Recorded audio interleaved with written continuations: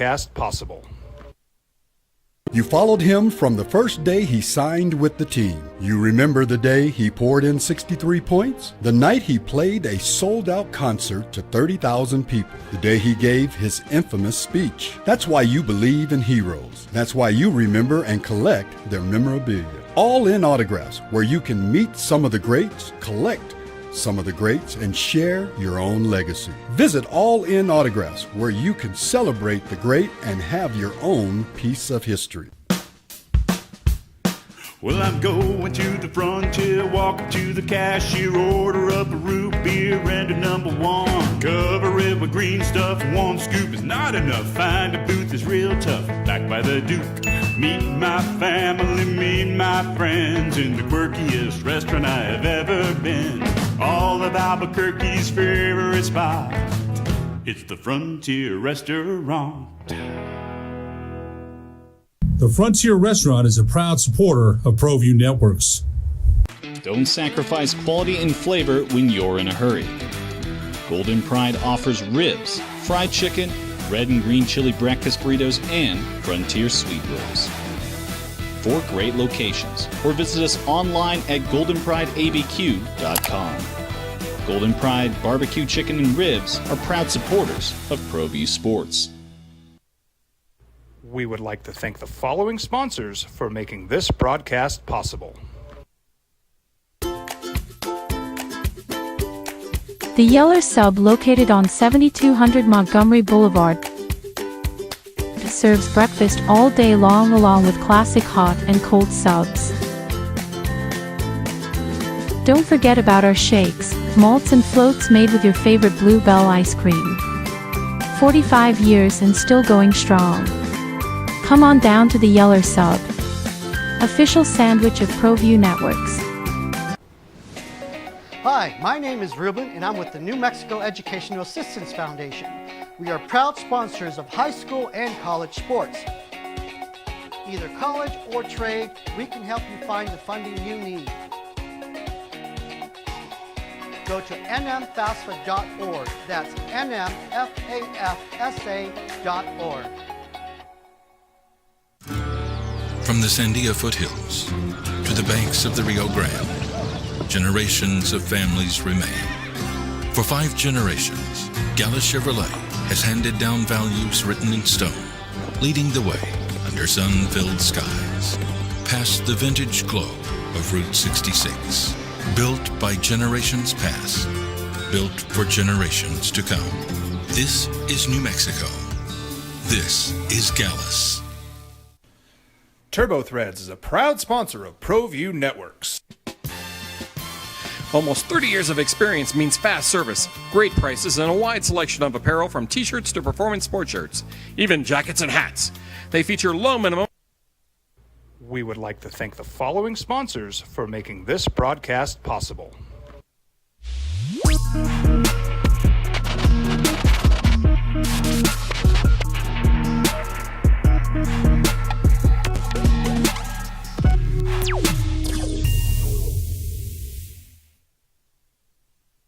We would like to thank the following sponsors for making this broadcast possible. Albuquerque's leader in sports is ProView. From pros to prep, all your favorite action.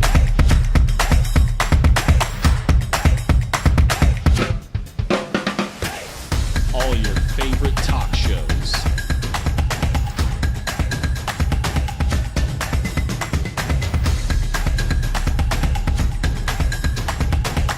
Find it on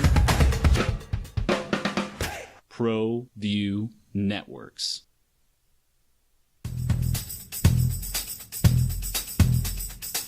International Protective Services is a proud supporter of ProView Sports and New Mexico Youth Athletics. IPS provides residential and commercial security services in the Albuquerque metro area.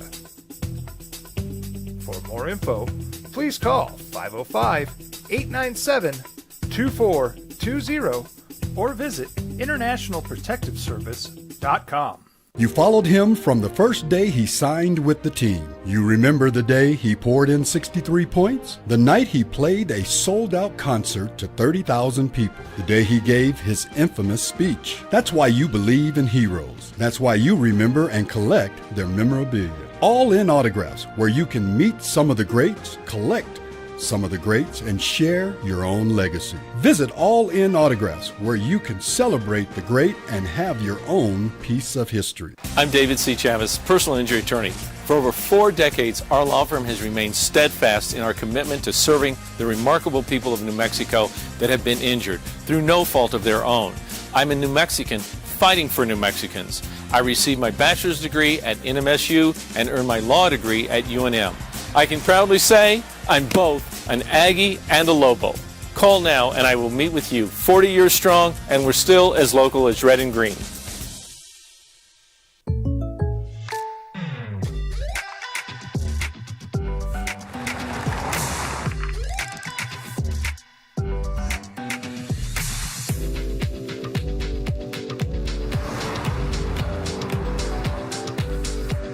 For your surprisingly great rates, contact your local State Farm agent today. If you want the real deal, call State Farm agent Marty Size in Albuquerque today. Like a good neighbor, State Farm is there. We would like to thank the following sponsors for making this broadcast possible. Jim Rome with the best in local sports talk. Now it's the opening drive on 95.9 FM and AM 610, the sports animal. Here's Jeff Symbieta and JJ Buck. Well, it was a night for the underdogs. Play-in tournament, the 10 seeds show what they're up to. And El Paso comes into Albuquerque on a busy night. Last night, U.S. Open Cup, one and done for New Mexico United. Upset in the Cup, and it's not United going on the run. What it do, and welcome into the opening drive here on a Thursday morning, getting set for the win. Get your kites out. But, oh, what a day it's going to be. Day baseball. We got a lot of baseball talk for you. The Hoops last night, looking forward to the weekend of the NBA playoffs and the Open Cup in Albuquerque. Something that's been so instrumental to the New Mexico United franchise. The Open Cup they went on in their first season, got everyone ignited. It's become a big thing to look forward to, and rival El Paso comes in and stuns them in a penalty shootout last night. Tied the game at 2 with a stoppage time goal late. New Mexico United has been the team scoring the late goals, has been the team in USL play that's been hanging on and closing out games. And it was not the case last night. JJ Buck, Zay Johnson with you this morning. 505-246-0610, Sports Animal Hotline and text line for y'all to use. You can also catch the show on Xfinity Comcast 26 on the line. Adrian holding it down on ProView Networks. So I want to start with the play-in.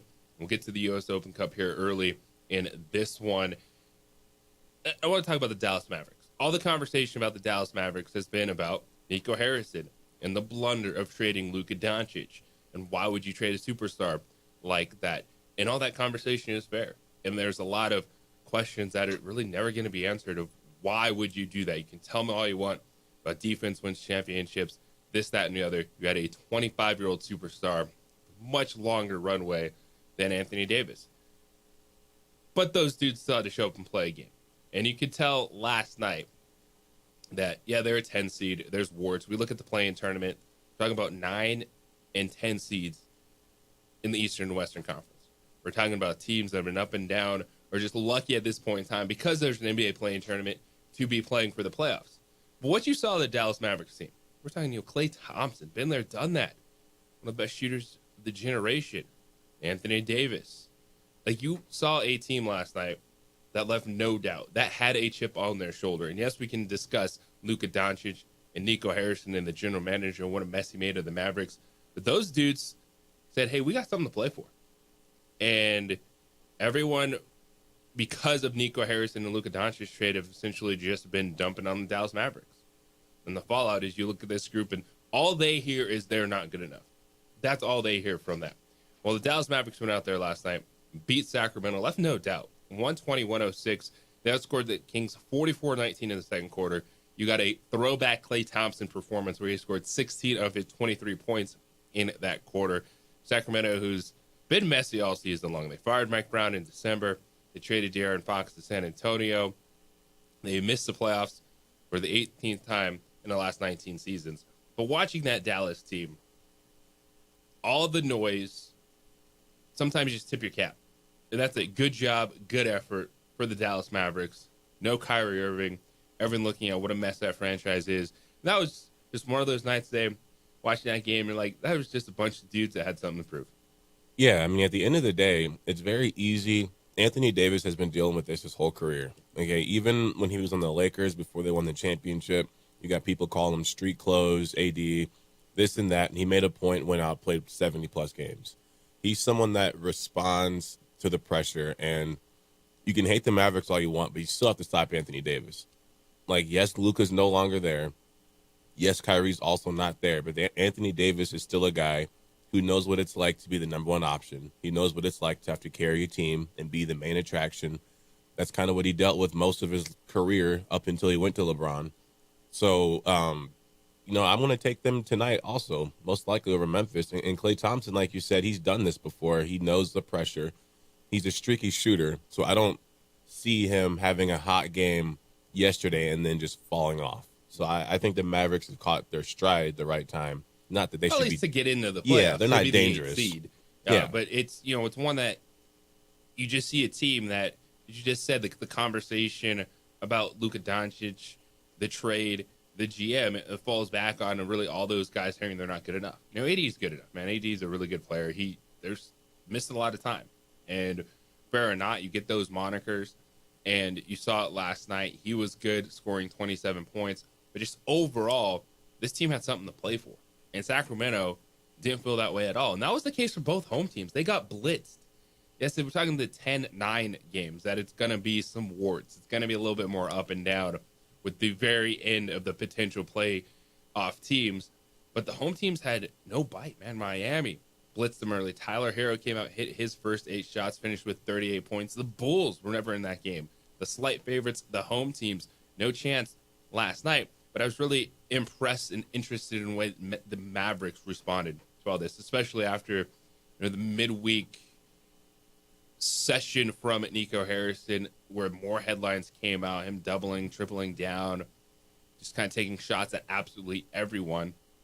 And they said it on the broadcast last night, and they were like, man, it almost felt like an end-of-the-year press conference as opposed to a press conference that was happening before a potential game to get into another game to get into the postseason. But you credit the Dallas Mavericks, Jason Kidd keeping that group together, blitzing the Sacramento Kings last night. They were victorious 120-106. Miami 109-90 over the Chicago Bulls. And for Miami is what they do, man. Eric Spoelstra picked up his 33rd postseason victory as an underdog.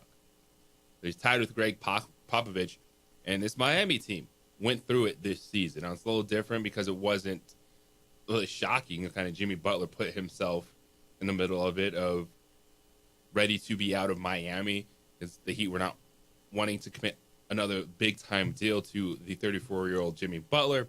He goes to the Warriors. You get playing Jimmy the other night, and then you get Tyler Hero stepping up. And it was intriguing, and just from the fact the way the 10 seeds responded. The games, they were done. They were decided early. But now we look ahead to Friday night, and it's the opportunity to be a playoff team and play the number 1 seed in each conference, the Mavericks and the Grizzlies. And so you just said it that you might like the Dallas Mavericks, but we did see a very feisty Memphis team the other night take a fourth-quarter lead over the Warriors before Steph Curry just went absolutely bonkers. Yeah, I feel like the Warriors didn't really have an answer for Edey, although he's not the most dominant player. He's still very, very large. 17 rebounds? Yeah, he's very, very large. I think when you go and you match him up against Dallas, Anthony Davis, as we already said, he and the Mavericks are responding. They feel like they have something to play for. Anthony Davis, there's no way he's going to let a rookie knock them out of the playoffs. So he's definitely going to go into this game. He's going to make a point. I expect him to have a better game than he had yesterday night.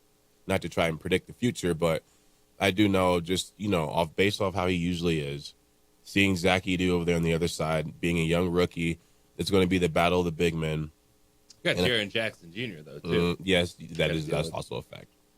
But we saw it last night in Dallas using the two bigs with, Gafford or Lively with Anthony Davis, and that should be a fun matchup with Zach Edey or Jaren Jackson Jr. I think we'll see a lot of Jaren Jackson Jr. and Anthony Davis on each other, too, just for the athleticism. Well, this is what you want. You want the intriguing storylines, something to watch, and you got that last night with the 10 seeds, the Mavericks, and everyone.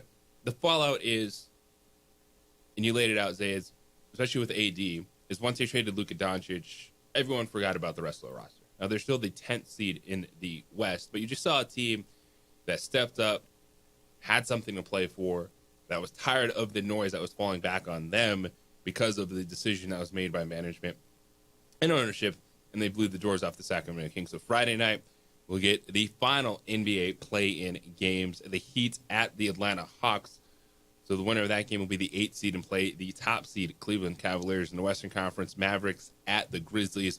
Winner of that will play Oklahoma City. And on Saturday, we get into our first round playoff matchups across the board. Also, last night, it was an upset at home. New Mexico United playing at the UNM Soccer Complex. Of course, Isotopes Baseball is going on as well. Last night, gave up a stoppage time goal in the second half after taking the lead 2-1 in the 72nd minute.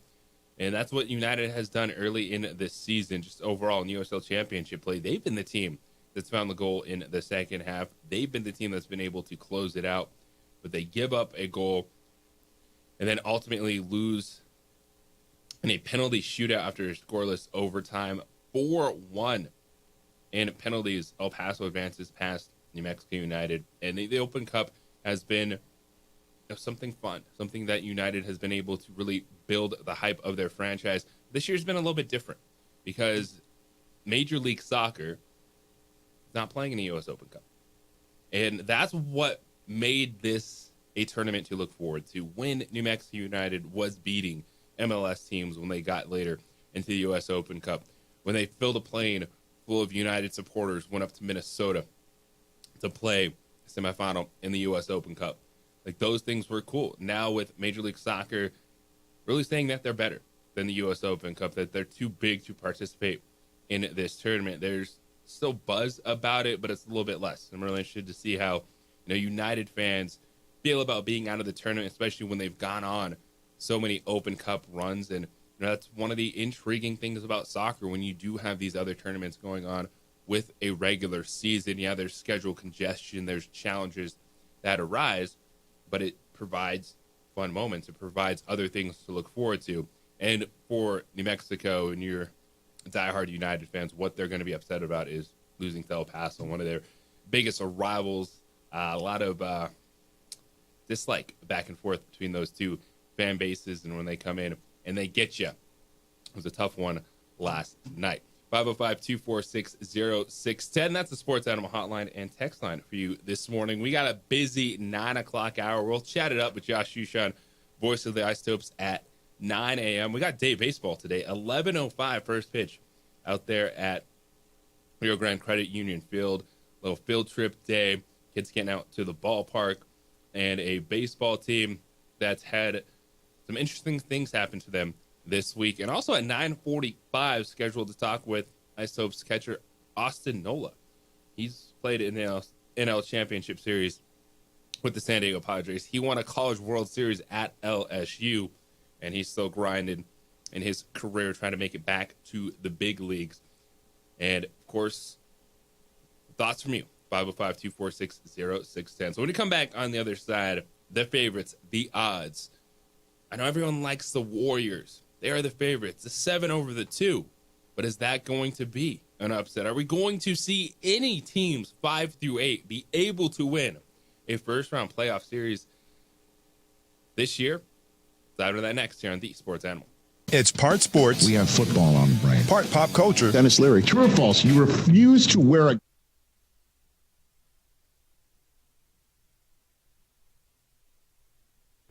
We would like to thank the following sponsors for making this broadcast possible.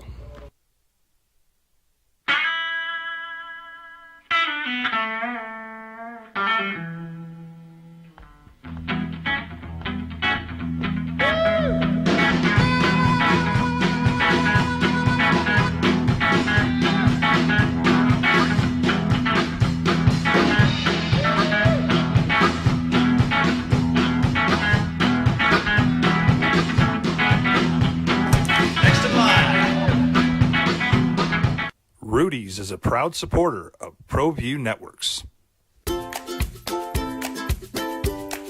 The Yeller Sub, located on 7200 Montgomery Boulevard, serves breakfast all day long along with classic hot and cold subs.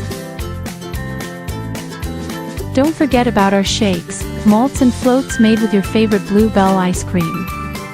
45 years and still going strong. Come on down to the Yeller Sub, official sandwich of ProView Networks. I might not be in the cage as much anymore. Just like riding a bicycle, I can pick up the fight from where I left off. I'm not some slick-haired outsider posing with borrowed gloves.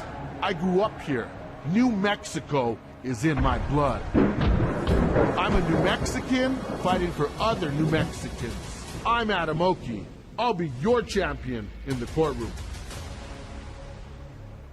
We would like to thank the following sponsors for making this broadcast possible. For over 20 years, Evergard Roofing and Solar has been committed to customer service. Locally owned and operated, Evergard offers both commercial and residential roofing and solar services. For more info, please call 505-821-9543. Evergard Roofing and Solar are proud supporters of ProView Sports Network and New Mexico Youth Athletics.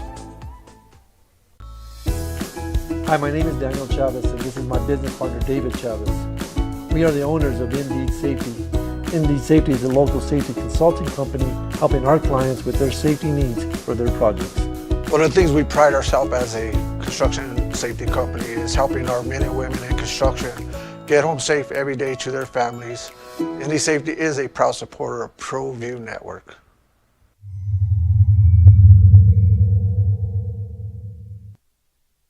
We would like to thank the following sponsors for making this broadcast possible. ProView Networks would like to thank the following sponsors for making this broadcast possible. Hans Whitler Automotive, German car maintenance and repair in Albuquerque, New Mexico. Call 505-294-7684 or visit hanswhitlerauto.com. International Protective Services is a proud supporter of ProView Sports and New Mexico Youth Athletics. IPS provides residential and commercial security services in the Albuquerque metro area. For more info, please call 505-897-2420 or visit internationalprotectiveservice.com. Albuquerque's leader in sports is ProView. From pros to prep, all your favorite action.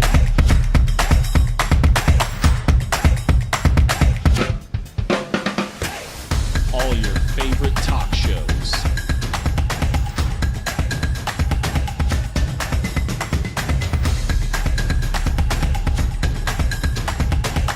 Find it on Pro. The Timber kept to the 10 seeds. They show up last night, still somehow, some way battling to get into the NBA playoffs. No drama in the play-in last night. Just Tyler Hero taking over for Miami, scoring 38 points. Klay Thompson, 16 points in the second quarter. Mavericks outscored the Kings 44-19 in the second quarter. They win 120-106. Miami wins 109-90, so they still have one more game to play to try to get into the playoffs in the 8 versus 10 matchups in the East, Atlanta and Miami, and Memphis and Dallas in the 8-10 game there. So will we see any upsets? Now, yes, the 7-2 wouldn't be an upset because the Warriors are slight favorites over the Houston Rockets, and that is just strictly experience, right? The track record of been there, done that in the postseason versus the new look Rockets. But there's such a gap at the top of the Eastern Conference. The West, it's a little more open. When you talk 4 or 5 teams, you can convince yourself to go to the Western Conference. JJ Bucks, A. Johnson with you this morning on the opening drive. And the one I've been going back and forth on a little bit is Houston and Golden State. Because you want to credit the Rockets for what they've done. You want to, like, what was it, fool's gold? Because the Rockets have the athleticism advantage overall. They have experience in the backcourt. Fred VanVleet won an NBA championship with the Toronto Raptors. I get that's not Steph Curry. But when we talk so much about what's the difference in the playoffs early on and young teams not able to take a step forward, we look at experience. Ime Udoka, who was with the Boston Celtics until, whatever happened with him and management, got fired. But he took over in Houston this year, and he's been a big part of what they've been able to do. And so that's really the one I've been going back and forth on the most, because you see it and all right, Jimmy Butler, Steph Curry can take it to another level in the postseason. We'll find out what level the Houston Rockets can get to. And Zay, is this one as simple as, hey, just go with what we know, and that is experience pays off in a 7-game series? Or could the athleticism, just the energy across the board, get it done for the Houston Rockets? Well, I think the Warriors will win, not just because of experience. I think they are just a better team. I think if even, when you look at the Warriors' record versus the Rockets, you see they play them very well. The Warriors, if you were to take the Warriors with Jimmy Butler and extend that team over a full season, I think that you'd be able to clearly see they're better than the Rockets. But in this situation, obviously, that's not the position they're in. So the Warriors are the 7th seed. But I do think the Warriors are athletic enough to hang with the Rockets. I just don't think the Rockets can hang experience-wise with Draymond, Steph, and the rest of those guys over there on that side. They have too much youth. I think as soon as you'll see the Rockets start out hot, but as soon as, as you said, when they start taking their lumps, I don't know if they can stay the course. You hear Jimmy Butler say Steph stays calm, the Warriors stay calm, everything's calm and composed. But the Rockets, on the other hand, I don't know if I trust them over a full series to take those lumps and stay consistent. The only thing if you're Houston is if you can somehow, some way, make it a one-man show. Like Steph only? Steph only? Nah, Jimmy's not letting that happen. I know, and that's because really, Pods has been a good third option, but they really don't have a third scorer. And that's the one thing where it's the Warriors, and we've talked about them as that 4th or 5th team that could go to the Western Conference Finals just because. But that's the one thing is if Jimmy Butler, who, he's a guy that can get downhill, he shoots a lot of mid-range stuff, doesn't get a lot of stuff from outside, so he can find his way to attack the basket, and that's what helps his offensive game. Just getting inside, being aggressive, trying to get to the free throw line. I don't know how Houston can slow him down, but if they can, that's a way to steal a game or two in the series, because I just don't know who that third scoring option is going to be. Yeah, and also with that being said, I do think the games will be close. It's not like I think the Warriors are just going to stomp them. I think it'll be close games, but yeah, I agree with you. The Warriors adding Jimmy Butler makes them a much different team than we saw for the most of the season. Now, if you look at the other series, 4 or 5 matchups, is that really a big upset? It's not, but those are the ones I immediately gravitate to. Milwaukee, the 5 seed in the East over the Pacers, 4 seed. Even without Dame Lillard, I think you have Giannis. That dude can beat the Indiana Pacers in a first-round matchup. The hottest team in the NBA going into the playoffs was the Los Angeles Clippers, and they're taking on the Denver Nuggets. And the Nuggets, what happened with just a few games left in the regular season? Blew out the front office, fired Michael Malone. Is Jamal Murray going to be healthy enough in a series? And that's the question between the Nuggets and the Clippers. You look at Kawhi Leonard. If he's healthy, he's on the floor. He still is one of the best players in the NBA. And as Jamal Murray is out there, he takes a little bit of offensive pressure off the triple-double machine that is Nikola Jokic. I look at those 5 seeds and would not be surprised at all if they win those first-round matchups. I don't see it in the other ones. Yeah, even just given the way the Clippers ended their season, I feel like if the Nuggets were to win, that would almost be more of an upset than vice versa. I can see that. And, just the way that Denver has played. And if you look at it, the Clippers minus 115, Nuggets minus 105. So that's as even as you're going to get in a playoff series when you look at some of these other lines. That'll be a great one for sure. It's going to be good. And that's Sunday afternoon, 1:30, game 1 of that in Denver. And then you look at the 3-6 matchups, the Knicks and Pistons. I think Cade Cunningham will be the best player on the floor in that series. But I like the depth of the Knicks over the Pistons. Right now. I still get Karl Anthony Towns and Jalen Brunson and Bridges and that crew. And I think that does it for the Knicks. You're taking Cade over Brunson? Yes, I'm taking Cade over Jalen Brunson. Okay. Like straight one-on-one, I think Cade Cunningham has taken that step forward this season. The Pistons are one of those teams you look at and you like the fight from their franchise. You like the fact that Cade Cunningham was able to stick around and he had to overcome injuries.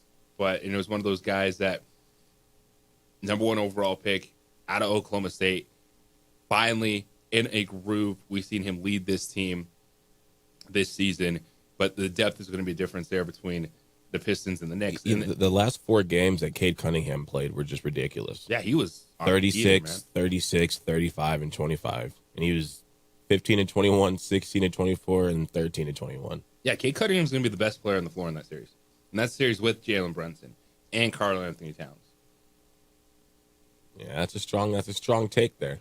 But I'm on board. But I still like the Knicks overall. And then the other 3-6, Minnesota and the Lakers, it's going to be fun. It's going to be back and forth. But again, I can't just have one guy. And with Minnesota, it is one guy. Even though that guy is awesome and was in the Western Conference Finals last year, and Anthony Edwards, I don't see Edwards beating LeBron and Luka and Austin Reeves, just the offense that you get from that team. Yeah, maybe it could just be me being a biased fan, but I just feel like the Lakers are some guys, they're ready. They've been waiting for this moment. I'm looking at a lot of the quotes. It seems like they're all healthy. They have a lot of energy. They don't usually get beat by one person. You even saw it when they played the Thunder a couple weeks ago, and Shea had 40-something points, but they still won that game. So I think they'll always find a way to win. NBA playoffs get started on Saturday. The final playing games on Friday night. A little look at some of the first-round stuff. Do you see any big-time upsets? I'm talking, a 1 seed, a 2 seed, other than the Houston Rockets, potentially a 3 seed that could be on upset alert with the NBA playoffs upon us. When we come back on the other side, the transfer portal, it's buzzing. It opened for football the other day. Basketball still trying to sort some things out. Really good story from Kevin Sweeney, Sports Illustrated. A little update on the transfer portal, what roster building looks like now, how teams are using their NIL money, what players are left on the market, and additions for Lobo basketball when it comes to their coaching staff, and got a little bit defensive at UNM. We'll look at what we're starting to see now, the roster building techniques. We talked a little bit earlier this week about players slotting in terms of their NIL deals, about how much money is getting paid out, and we're starting to see how coaches are using that NIL money, and we're getting a sense of how to build a college basketball roster in this era of college athletics. We'll dive into that next. It's the opening drive here on 95.9 FM, AM 610, the Sports Animal. Do you know your number? No, not your credit score number.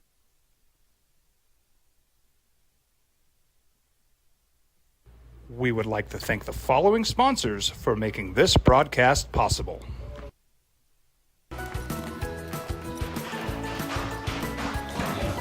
Got shots.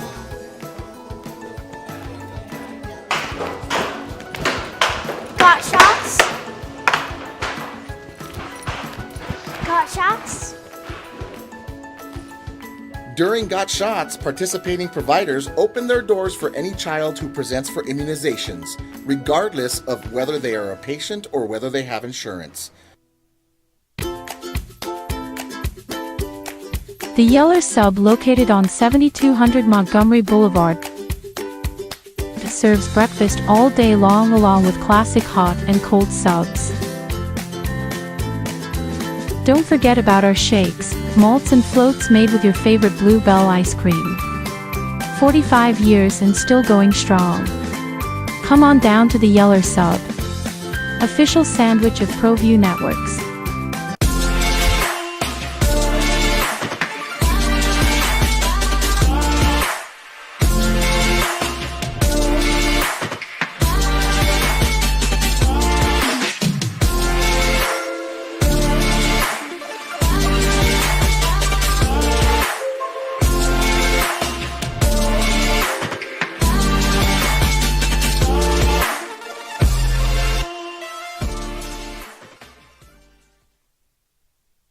We would like to thank the following sponsors for making this broadcast possible.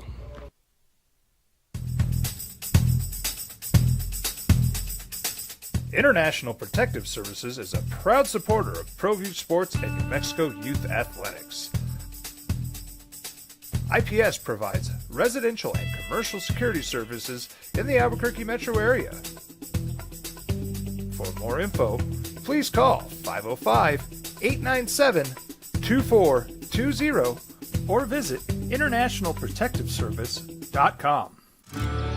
From the Sandia foothills to the banks of the Rio Grande, generations of families remain. For 5 generations, Gallus Chevrolet has handed down values written in stone, leading the way under sun-filled skies, past the vintage glow of Route 66. Built by generations past, built for generations to come. This is New Mexico. This is Gallus. I'm a Blaze King customer, and I have been for the last 10 years. Blaze King stoves are very efficient, they're easy to maintain, and they use a lot less wood than you would typically use with a fireplace. Blaze King, that's a fire. The heat is on when it's a Blaze King wood stove, controlling heat up to 40 hours on a single load of wood with a built-in thermostat. See for yourself at either Blaze King showroom, Albuquerque and Santa Fe. Blaze King, and now that's a fire. Hi, my name is Ruben, and I'm with the New Mexico Educational Assistance Foundation. We are proud sponsors of high school and college sports. Either college or trade, we can help you find the funding you need. Go to nmfafsa.org. That's nmfafsa.org. I'm David C. Chavez, personal injury attorney. For over 4 decades, our law firm has remained steadfast in our commitment to serving the remarkable people of New Mexico that have been injured through no fault of their own. I'm a New Mexican fighting for New Mexicans. I received my bachelor's degree at NMSU and earned my law degree at UNM. I can proudly say I'm both an Aggie and a Lobo. Call now and I will meet with you. 40 years strong, and we're still as local as red and green. We would like to thank the following sponsors for making this broadcast possible. Well, I'm going to the frontier, walk up to the cashier, order up a root beer and a number 1. Cover it with green stuff, 1 scoop is not enough. Find a booth is real tough, back by the Duke. Meet my family, meet my friends in the quirkiest restaurant I have ever been. All of Albuquerque's favorite spot, it's the Frontier Restaurant. The Frontier Restaurant is a proud supporter of ProView Networks. You followed him from the first day he signed with the team. You remember. So we're starting to get a sense of what it costs to put a roster together when it comes to collectives, what coaching staffs are trying to spend on their roster. And then you have the House settlement. What is the House settlement? Well, that is 3 lawsuits combined into one that is getting close to getting finalized, and then that will open a door for revenue from universities to go to student athletes. So when you're recruiting these players to campus, right now you have your collectives. You're giving out the yearly salaries to these players. We've talked about some of the numbers this week and what coaches and programs have been willing to talk about, anonymously to reporters. Got another update yesterday just in terms of how coaches are going about using that money in the NIL era and what the transfer portal looks like right now in the process. The opening drive here on 95.9 FM, AM 610, The Sports Animal. JJ Buck, Zay Johnson with you this morning. The Lobos, they did finish their staff. Eric Olin added 2 more coaches officially yesterday, Michael Wilder and Mike Roberts. Not the legendary former voice of the Lobos, Mike Roberts, but the former Indiana Hoosier. And both these guys getting defensive, and that was a lot of the talk, the commentary on the additions of those 2 coaches, winding out Olin's 5-man coaching staff at the University of New Mexico. And that's going to be a big theme for the Lobos this season, is defensive intensity. You're going to really lean into the defense. When you look at the roster at this moment in time, got some intriguing pieces. Antonio Chol, I know, is the highlight so far for a lot of folks. The Porter brothers that just came in. But you got to feel that being defensive is going to be something that UNM tries to get an edge with this season as they figure out some of the, well, not edge pieces, but the pieces to wind out their lineup. Definitely looking for a versatile center, but that's very expensive in the Porter era. And then who's going to be running the show? Well, the point guard is a question mark now for the Lobos. You got length. You got Chris Howe, the 6'6 transfer who followed Eric Olin over from UC San Diego. Chol, the 6'9 forward. Milos Vincentich, the 6'7 shooter. The Patton brothers come in. Kevin Patton, 6'8 forward, played at USC last season, was an all-freshman selection at San Diego 2 years prior. His brother, Kalai Patton, is a 6'4 guard. He walked on, did not play at USC last year. And then, of course, the high school recruit, Jay Call, who flipped his commitment from UCSD to UNM. And you're looking at, okay, big man inside, point guard to run the show. What's that going to look like? When it comes to the portal right now, those are the 2 most expensive areas is point guard and big man. And one of the things that's really interesting to see is how the European players have viewed this.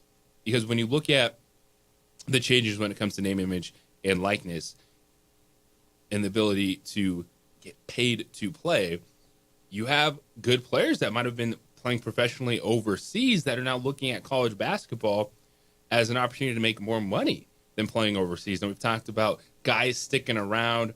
Maybe you're not a top 60 pick and you don't want to just go to the G League or chase that contract overseas just yet. You've been able to make more money staying in college basketball over the last few seasons on these name, image, and likeness deals. Well, now we're seeing some of those players overseas, those young players with college eligibility, realize, hey, they can make a good paycheck to come play college basketball. And that was something I thought was very interesting in reading Kevin Sweeney's story yesterday in Sports Illustrated.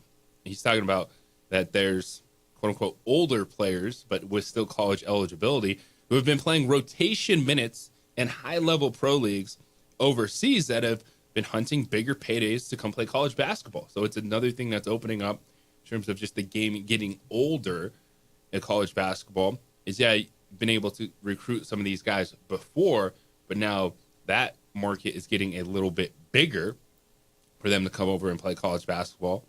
And when you look at the areas right now where it's heating up in the international market, it's because point guard and center, all those top options have come off the board. Now, there's usually, if you're a good point guard, a good center, you're going to be one of the highest paid players in the portal right now. And so expect over the next couple weeks a good chunk of commitments coming from European leagues as coaches try to finalize their rosters and build their rosters. And then what are we seeing when it comes to the money? You know, we mentioned the report from Jeff Goodman earlier this week. You know, he posted on the X that he talked about 25 or so high major coaches, and when it comes to where players are slotting, if you're an elite player in the game, one of the top players in the entire country, you can make $2.5 to $4 million on the open market right now. All conference player, $1.5 to $2.5 million. Just a starter on a team, $500,000 to $1.5 million. And bench players, if you're on a roster, you're still getting money. And so you're looking at maybe $100,000 to $700,000 to be on a roster. And so how do you spread that out? How do you manage what you have in your collective? Should try to put up a lineup together. And going back to Kevin Sweeney's story, he's saying that he was talking with one coach that they spent their entire collective budget that they had for basketball on 9 players. And you can have up to 15 players on your roster on scholarship. So now, after spending on the 9 players you feel are going to be rotation players, you feel are going to be the impact players on your team, said the coach is trying to find 2 or 3 freshmen or transfers who would come for nothing other than a scholarship.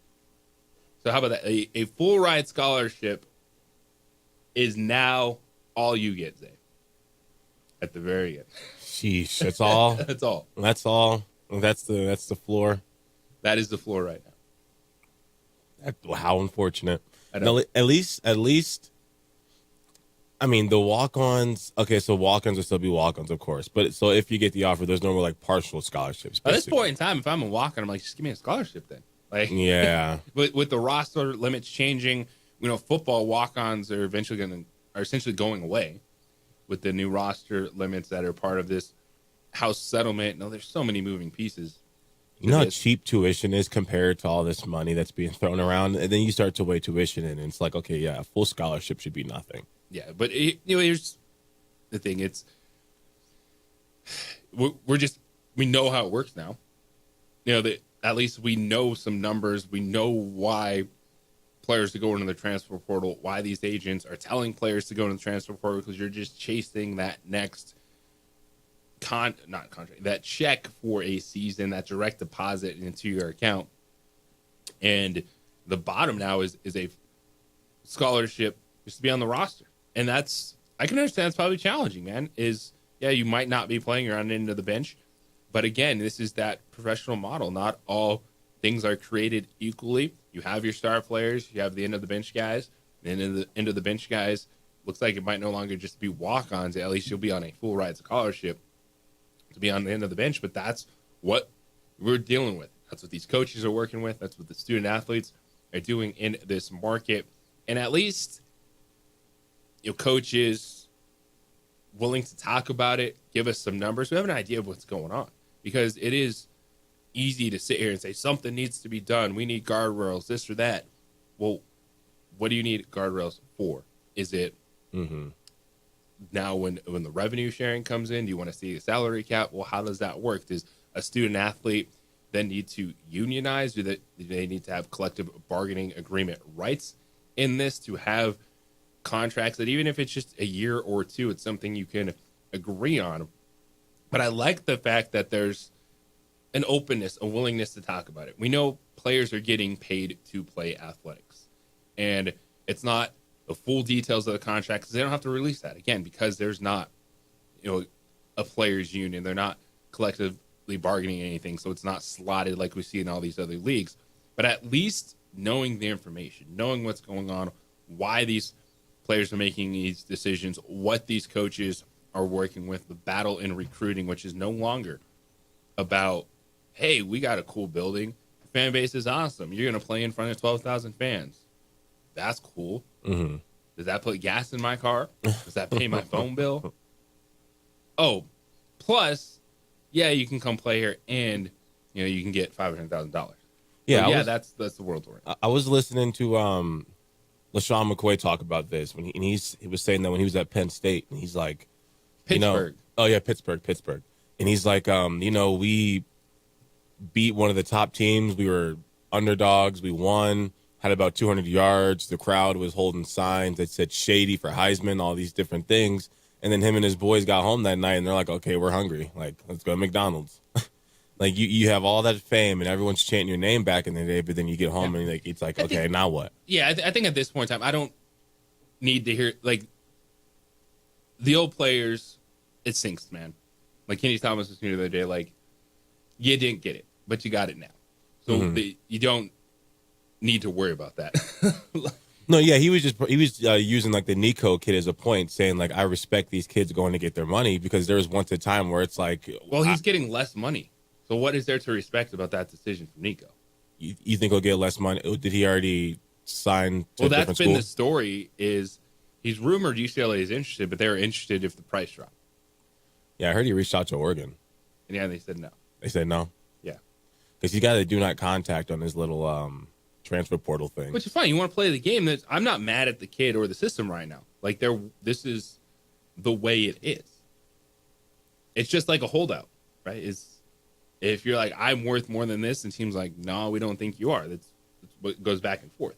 Yeah. But I feel like a lot of ex-athletes, they're for it, but they also they naturally think back to when they had to go through. What like, could have been. Yeah, and then it's like, so because that happened, I'm going to take the athlete side, and I think they should go get their money. But I don't think anybody is ever going to accept or validate disrespecting the game or the sport because you want more money. So that is when I think the line's going to get crossed. So, like, not showing up to a meeting, I feel like that's disrespecting the sport, and that's when you start to divide people. I see, like, I'm not mad at anyone in that Tennessee story with Nico, and he felt he outplayed his initial agreement when it came to NIL, and Tennessee was like, you did not, and so you part ways. Like, there's no, you're under contract, we're going to find you, or we're going to franchise tag, that's there. So this is how these things are going to end.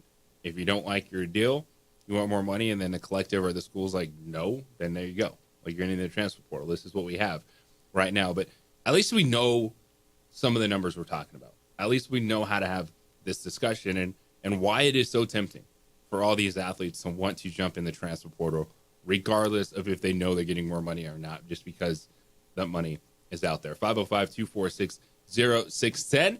Sports Animal Hotline and text line this morning is opening drive here on 95.9 FM, AM 610, The Sports Animal.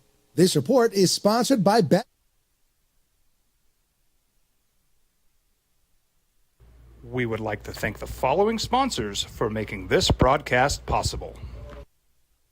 You followed him from the first day he signed with the team. You remember the day he poured in 63 points? The night he played a sold-out concert to 30,000 people. The day he gave his infamous speech. That's why you believe in heroes. That's why you remember and collect their memorabilia. All in Autographs, where you can meet some of the greats, collect some of the greats, and share your own legacy. Visit All In Autographs, where you can celebrate the great and have your own piece of history. International Protective Services is a proud supporter of ProView Sports and New Mexico Youth Athletics.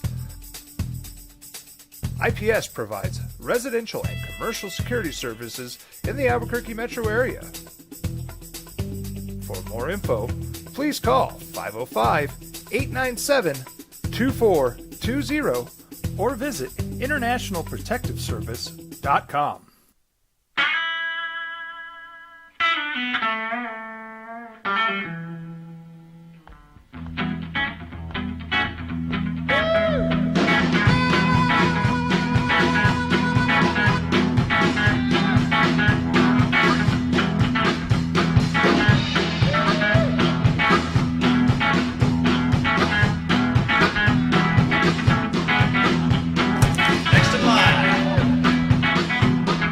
Rudy's is a proud supporter of ProView Networks.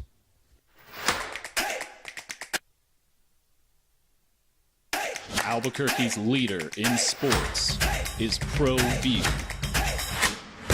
From pros to prep, all your favorite action.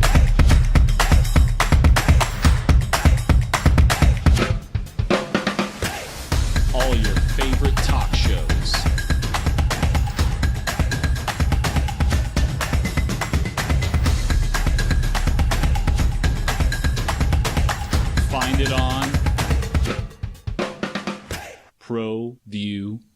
Networks.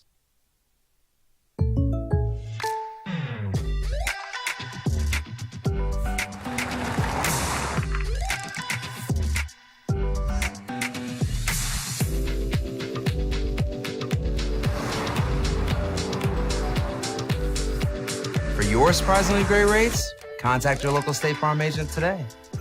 If you want the real deal, call State Farm agent Marty Size in Albuquerque today. Like a good neighbor, State Farm is there. We would like to thank the following sponsors for making this broadcast possible. The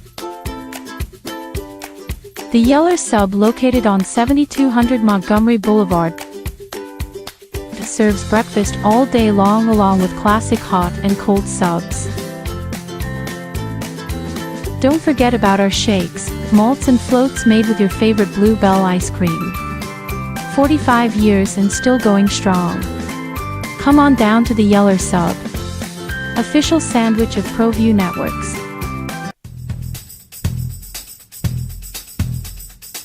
International Protective Services is a proud supporter of ProView Sports and New Mexico Youth Athletics. IPS provides residential and commercial security services in the Albuquerque metro area. For more info, please call 505-897-2420 or visit internationalprotectiveservice.com. We would like to thank the following sponsors for making this broadcast possible. For over 20 years, Evergard Roofing and Solar has been committed to customer service. Locally owned and operated, Evergard offers both commercial and residential roofing and solar services. For more info, please call 505-821-9.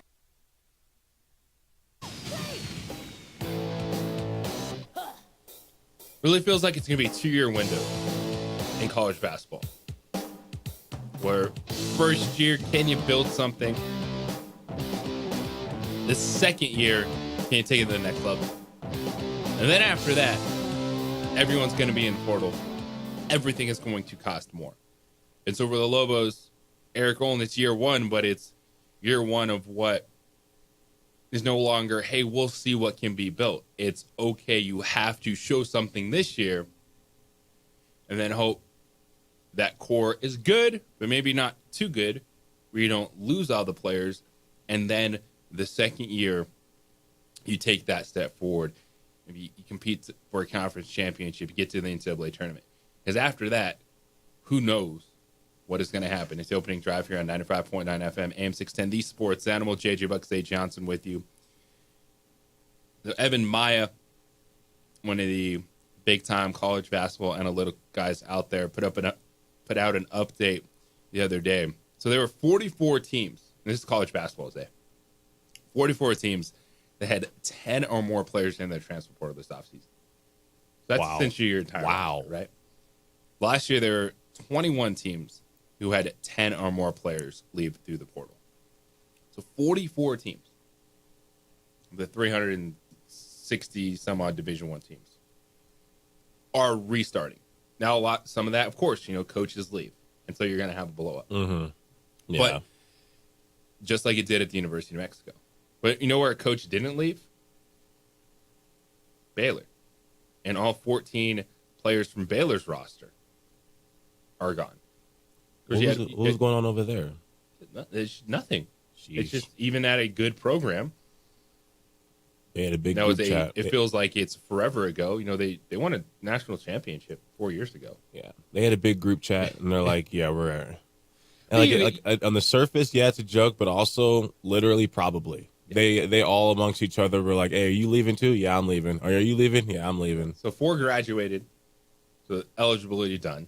We'll get into that here in a second. Okay. Is it actually done? Is there anything as eligibility now in college athletics? 1 is going pro, and 9 hit the transfer. Okay. So when we come back on the other side, I want to dive into that thought process a little bit more. As a fan base, if you like college athletics, this is what you have to deal with, and this is the way you have to discuss it.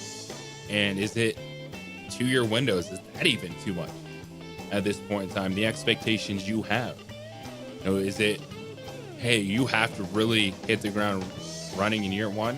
Look at Eric Olin and this staff. And so year two, you can have something. We'll get your thoughts on this. 505-246-0610. It is the opening drive here on 95.9 FM, AM 610, the Sports Animal.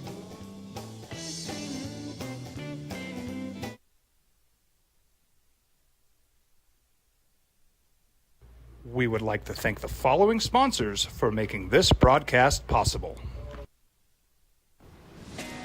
Hi, my name is Ruben, and I'm with the New Mexico Educational Assistance Foundation.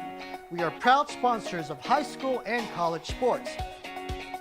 Either college or trade, we can help you find the funding you need. Go to nmfafsa.org. That's nmfafsa.org.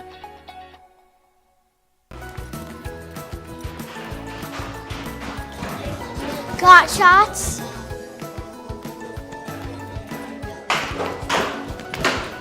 Got shots? Got shots? During Got Shots, participating providers open their doors for any child who presents for immunizations, regardless of whether they are a patient or whether they have insurance. From the Sandia foothills to the banks of the Rio Grande, generations of families remain. For 5 generations, Gala Chevrolet has handed down values written in stone, leading the way under sun-filled skies, past the vintage glow of Route 66. Built by generations past, built for generations to come. This is New Mexico. This is Gallus. You followed him from the first day he signed with the team. You remember the day he poured in 63 points? The night he played a sold-out concert to 30,000 people. The day he gave his infamous speech. That's why you believe in heroes. That's why you remember and collect their memorabilia. All in autographs, where you can meet some of the greats, collect some of the greats, and share your own legacy. Visit All In Autographs, where you can celebrate the great and have your own piece of history. TurboThreads is a proud sponsor of ProView Networks. Almost 30 years of experience means fast service, great prices, and a wide selection of apparel from t-shirts to performance sport shirts, even jackets and hats. They feature low minimums and no setup charges on most orders. TurboThreads is located at 1503 Golf Course Road in Rio Rancho, or find them on Facebook, online at turbothreads.com, or call 999-1234 for TurboThreads.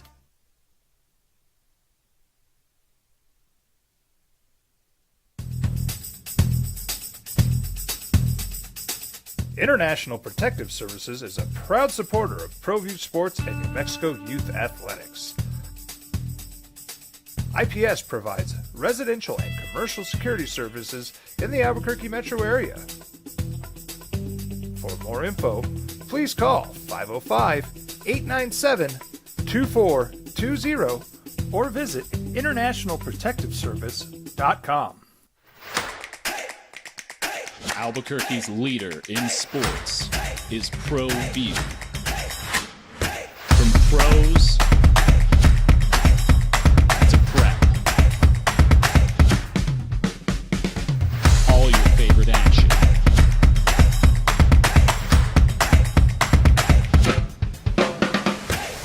All your favorite talk shows.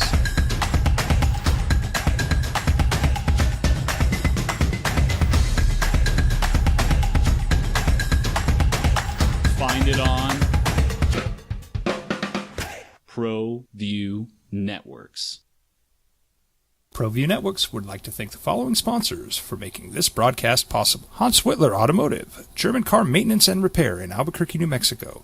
Call 505-294-7684 or visit HansWhitlerAuto.com.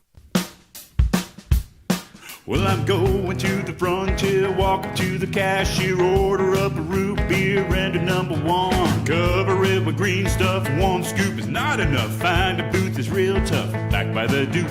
Meet my family, meet my friends in the quirkiest restaurant I have ever been. All of Albuquerque's favorite spot, it's the Frontier Restaurant. The Frontier Restaurant is a proud supporter of ProView Networks. Don't sacrifice quality and flavor when you're in a hurry. Golden Pride offers ribs, fried chicken, red and green chili breakfast burritos, and Frontier sweet rolls. 4 great locations, or visit us online at goldenprideabq.com. Golden Pride Barbecue Chicken and Ribs are proud supporters of ProView Sports. I'm David C. Chavis, personal injury attorney.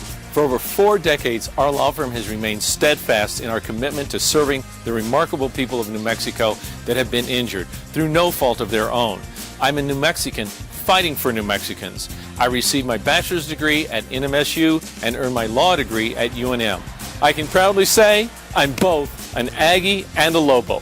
Call now and I will meet with you. 40 years strong, and we're still as local as red and green.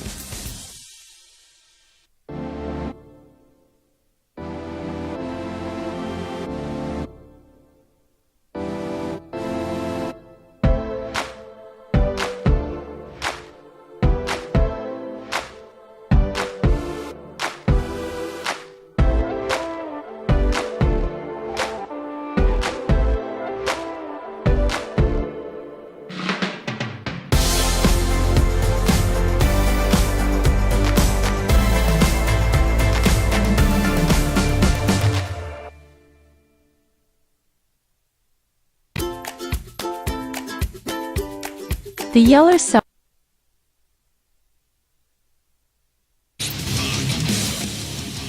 So what does eligibility mean? Things are changing. You want to have an open mind to look to the future, to look to the changes for college athletics. What could work?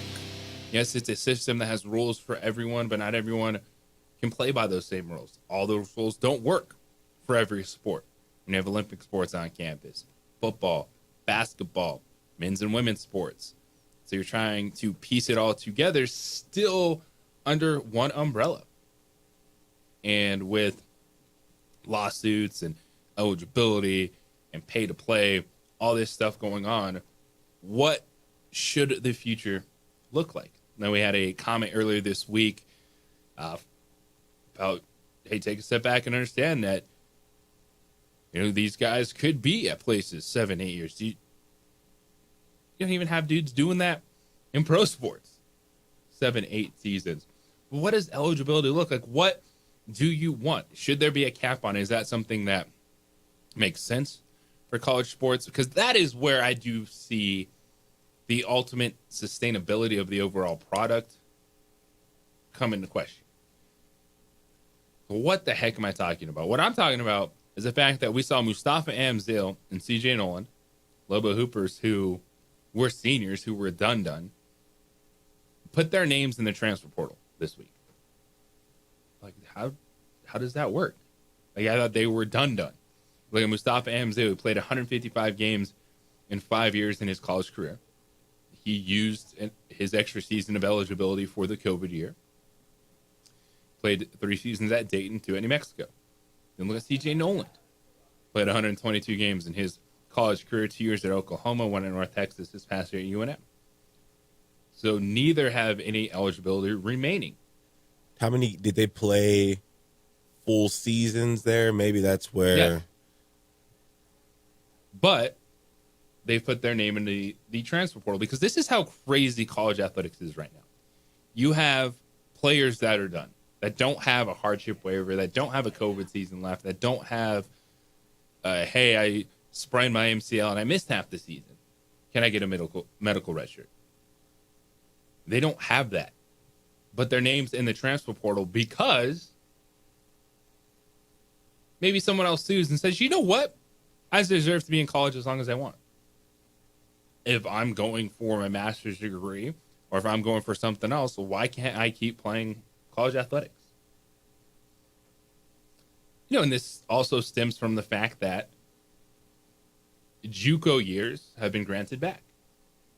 Diego Pavia, you remember Diego Pavia, public enemy number one for Lobo fans. Well, he sued the NCAA. So he played 5 college football seasons, and he was granted another year of eligibility because 2 of those years were JUCO.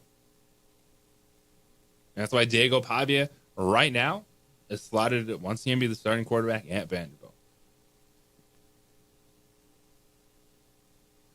I'm for getting years back if you get injured. If you end up having, a 5 to 6 year career, but you've had multiple major injuries, I'm good with that. But at what point should you just be done with college athletics? And that point, for a lot of people, it's going to be never, because you're making more than you would make somewhere else. And that's changed the game. And that's why we just had the discussion about players overseas. It used to be these guys were hungry to go pro. Yes, everyone wants to get to the NBA. We're talking basketball. Everyone wants to get to the NFL. But it's easy to use the basketball for this, because we saw guys leave early, even if they weren't guaranteed picks, because then, G League or go overseas and start getting a check. Well, that changed because that check in the United States is now bigger than you can get overseas. And it's why we're seeing young European players that are playing professional basketball at a high level overseas. Now they're looking at coming to the United States to play college basketball to get paid. Which I'm fine with the pay for play system. What I'm looking at, though, is if you get to essentially, it's unlimited eligibility as long as you're taking classes and at least acting like a student athlete, you can play. Like, how does that system sustain itself? Like, that's just the one where I'm like, I'm not sure I see a successful future for anyone in that regard. You were a college athlete today, and I'm sure you'd love to play, but at some point in time, I guess it changes, right? Like, I can't say you move on, because if you're making more money than you're ever going to make, I do understand, like, why the heck not? Why wouldn't I chase this? What's to tell me that there won't be another lawsuit that all of a sudden says, well, it doesn't matter if you've played 155 games in 5 years. You can still keep on playing. Yeah, the money definitely plays a factor, because for me, they were telling me I had another season, but I got to the point where I was like, number one, I had a million surgeries. I had 5 surgeries in 4 years. So it would have been very easy for me to go and get an extra year, because the amount of games I had played were so minimal, because all my injuries were before the season started, or like right when it started. And they're telling me to go that route. And I'm like, look, I'm going on 26 years old and I'm playing defensive line, and you're expecting me to like beat my chest if I get into the backfield on the kid who's 18, 19 years old. Like, it just doesn't sit right with me. But now, if I was getting paid check for it, yeah, you'd be beating that chest like crazy. Yes. And I have to honestly admit, yes. Unless I really thought I was either going to go pro, or if I felt like I had a really, really solid opportunity in front of me, then I would have went that route. But if they were offering even 6 digits. Yeah, so I understand, but that's where I'm really like, okay, where does this go? Like, if you're chasing essentially unlimited eligibility, like we talk about, guardrails, this or that. Like, that is a pro sports model. Well, you have to break it away. Now, it's not going to be the same way, because you're not going to, have soccer players or baseball players, softball players stick around. So do you really have to worry about that? Because they're not making the amount of money. There's no reason for them just to hang around once they're done with their studies and get their degrees or master's degrees or whatever they're able to do in their time. But this is one to watch, because it's more than you'd realize, or just putting their name in the transfer portal, and there's nothing to look back on, right? There was no surgery that cost them X amount of games, nothing like that. It was, your eligibility is done. But you just never know what's going to happen. 505-246-0610, Sports Animal Hotline and text line. Aaron, you're on the opening drive. What's going on, Aaron? Hey, JJ, I got a quick question for you. You know more about this than I do. So for those foreign athletes that are coming in on the student visa, how does that work with NIL money? I mean, technically they're not allowed to hold a job. Does that not count as a job? How does that work? Well, that's a good point. I heard before, that was the reason a lot of coaches kind of liked going overseas, because they didn't have to necessarily deal in the NIL market, but they're not employees. Like, they're student athletes. Like, as of now, even if they're getting paid, like, they're not an employee. Like, there's no CBA, there's no union. But according to the federal government, if you come here on a student visa, you're not allowed to hold a job. Like, you can't come here and be a student on a visa and then go get a job at McDonald's. You can't do that. So, I mean, how can you come here and then get do these NIL deals count as jobs? I mean, you're promoting something for a company or for somebody via some way. How does that not count as holding a job in the United States of America on a student visa?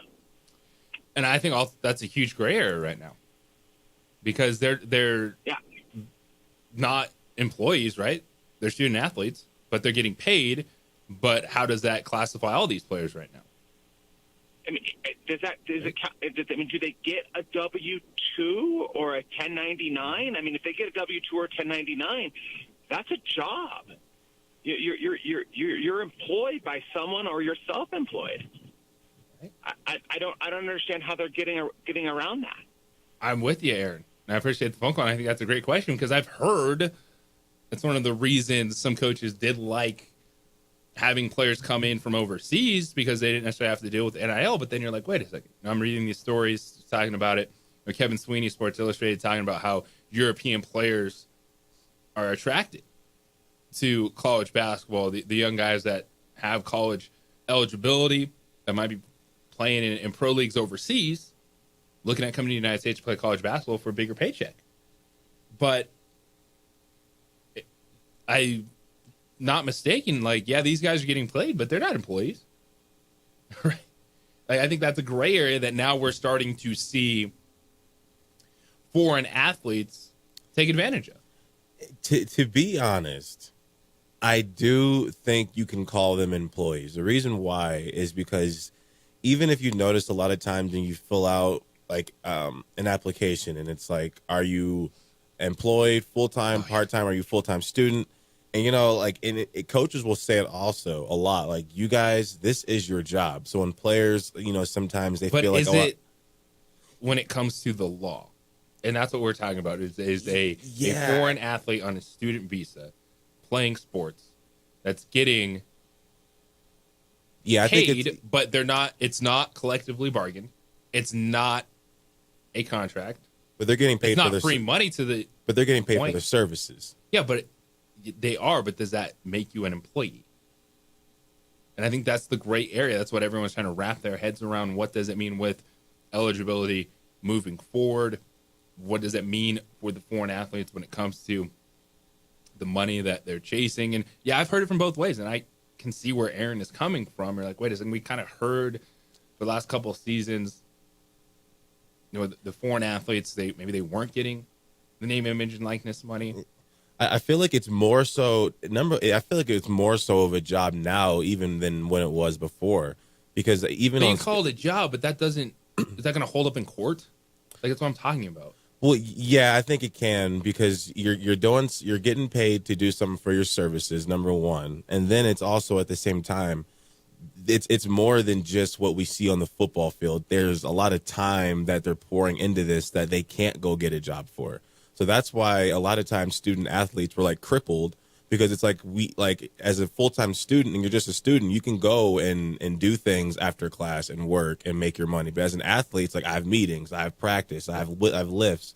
So it's like you have responsibilities, but does that classify it as a job? Just because of money involved. And so, but there's no. That's where the gray area is. And I understand that comment when we're talking about, you know, the foreign athletes. And now, you know, discussing, all right, what does the future hold? Why are guys with no eligibility still going to the transfer portal? Because who the heck knows? If you get to a point where it's essentially unlimited eligibility, and then that's where I would look at the system. I don't know what it's going to be moving forward. 505-246-0610. Dan, you're on the opening drive. What's going on, Dan? Good Hey, good morning, JJ. Just real quick, maybe it falls under the verbiage of like institutional scholarship or grant or something like that, and maybe that's how they kind of slip by the whole employee thing, you know, like if you're in the engineering or in the law school or something like that, and they, you know, you get money to proceed. That, I don't know, I was just thinking that's a great conversation. I was just thinking that they, you know, it might be a different verbiage. That's all. Thanks, JJ. I could see that. I think a lot of this is different verbiage situation. Because I see where you're coming at, Zay. Like, you treat it like a job. Yeah, you're getting paid, but it's not. Because you're not unionized. They're not classified as employees yet. Because that's a part of the conversation, is that the next step in terms of figuring out whatever this is going to look like. So you're not unionized, but would you also agree there's like a group where like the athletes are looked out for? Like, it's not the athletes, we're not like, there's still a defense, like there's still a section of the NCAA that's like, I think it's like the Players Association, NCAA Players Association. I forgot the name. Do they have something official? And that's where I'm saying it's just a gray area, and why you'd be even getting to the point of players looking at extending their eligibility. Yeah, that should not be allowed, even regardless job or not. I don't think that there's 27, 28, regardless of the money involved, because then it becomes a health risk. Like, you got an 18, 19-year-old coming across the middle, and you got a 27-year-old safety coming down. It's just, we're talking about grown man strength. There is a difference physically between. Welcome to playing BYU. Duran, you're on the opening drive. What's going on? Yeah, I had a comment about that. I, sort of agree with Aaron that it's a job because they're paying taxes on this NIL money, correct? I believe so. So whenever you're paying taxes, it's a job because you have to fill out a form. You have to fill out your 1099 because that's just the way it is, and it to me it just seems like I don't see how you cannot say it's a job. Not every job has a union to that's part of their organization. So to me, just because it's not unionized doesn't mean that it's not a job. I do. I appreciate that. That was my comment. Yeah, I understand that. And what I'm talking about is just the model in pro sports that we've seen. I understand, like, I'm not a part of a union and I have a job. Like, I understand that. And so I want to clarify where I'm coming from with this. And it's the fact that, we see in professional sports, player unions, things that are collectively bargained between players and their league. And so that's why you're looking at being in this gray area. And that's a good point, because does that all of a sudden then hurt? Does that change the entire system? Because you're reading between the lines, and the Kevin Sweeney Sports Illustrated story where he says we could, over the next couple of weeks, see a lot of commits coming over from European pro leagues. Well, it's because of the money. And you're like, well, if you're on a student visa, you couldn't have a job. Well, is this considered a job? Well, the answer to that question is no, it's not considered a job right now. That could be the next thing they attack, but that is why I keep bringing up the conversation of, okay, how do you bargain this back and forth? Because it's going to get messy when someone really wants to start pointing it out and going, hold on. All y'all overseas players, nah, you're out. You can't get this. Yeah, that is a cool point as far as more Europeans, because maybe if we had this situation 8 years ago, who knows? We may have seen Luka at one of these colleges. So I feel like a lot of these European players, but the hard part is I don't know exactly how the whole translation of the languages thing goes. I know obviously there's certain classes or translators. But if you have just an overhaul of students come over and none of them, and everything has to be translated, maybe the college will put a cap on that. That's a good question. No, just because you don't speak the language does not mean you should not have an opportunity. Of course. In college athletics. There were 12 different languages spoken amongst the players on the women's basketball team last year. That's at the University of Mexico. Okay, so 7 that's a different very countries good, represented. And guess what? A lot of those players just coming up, regardless if you're going to be an athlete or not, are required to take English. So they are ready. It'd be the other way around. If we're going over there, yeah. So do you think it'd be a disaster? Yeah, But- that's how I'm saying. Do you think they're looking like, okay, do we want to all? No, because it's happened enough that that's a part of their curriculum. Like there was, But there's things has it been at the rate of them saying like, okay, let's all go over there because we're getting paid, like they're paying? So do you think that might make some of them hesitate to come over? Like, I don't feel like trying to learn English, so I'd rather stay here. No, that's Okay. the language is not an issue. I think you took Nelly Jr., Joseph, Mustafa, Amzil, like they're good. But there might be somebody that's still over there that's like, no, I don't want to go over there, even if they're paying. No. Do you I think that's a personal preference for everyone, but I don't think it would. Yeah, just like be based on because- the individual. So I will say that if you can ball and you're going to be out there and you be an all-conference player and you don't speak English, they'll figure it out. So yeah, if I'm any European player, then I'm heading over to play college then in America. There's no reason not to. 505-246-0610. You're starting to get some context on the deals, what these teams are looking like. And this is the gray area of trying to figure out what the future holds for college athletics. How do you wrap it all up and figure out what makes sense for the entire system moving forward? It's the opening drive here on 95.9 FM, AM 610, the Sports Animal. This report is sponsored by Club located on 7200 Montgomery Boulevard. We would like to thank the following sponsors for making this broadcast possible. From the Sandia foothills to the banks of the Rio Grande, generations of families remain. For 5 generations, Gallus Chevrolet has handed down values written in stone, leading the way under sun-filled skies, past the vintage glow of Route 66. Built by generations past, built for generations to come. This is New Mexico. This is Gallus. I'm a Blaze King customer, and I have been for the last 10 years. Blaze King stoves are very efficient, they're easy to maintain, and they use a lot less wood than you would typically use with a fireplace. Blaze King, that's a fire. The heat is on when it's a Blaze King wood stove, controlling heat up to 40 hours on a single load of wood with a built-in thermostat. See for yourself at either Blaze King showroom, Albuquerque and Santa Fe. Blaze King, and now that's a fire.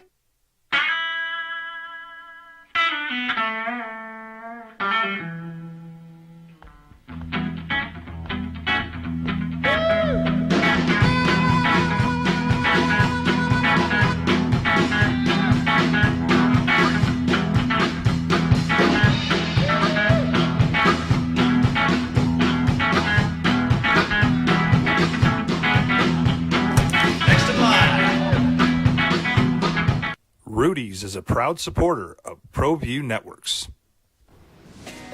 Hi, my name is Ruben, and I'm with the New Mexico Educational Assistance Foundation. We are proud sponsors of high school and college sports. Either college or trade, we can help you find the funding you need. Go to nmfafsa.org. That's nmfafsa.org.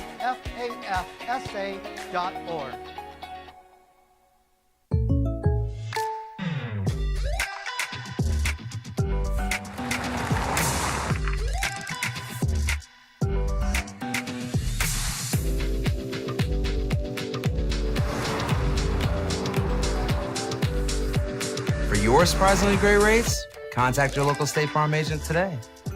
If you want the real deal, call State Farm agent Marty Size in Albuquerque today. Like a good neighbor, State Farm is there.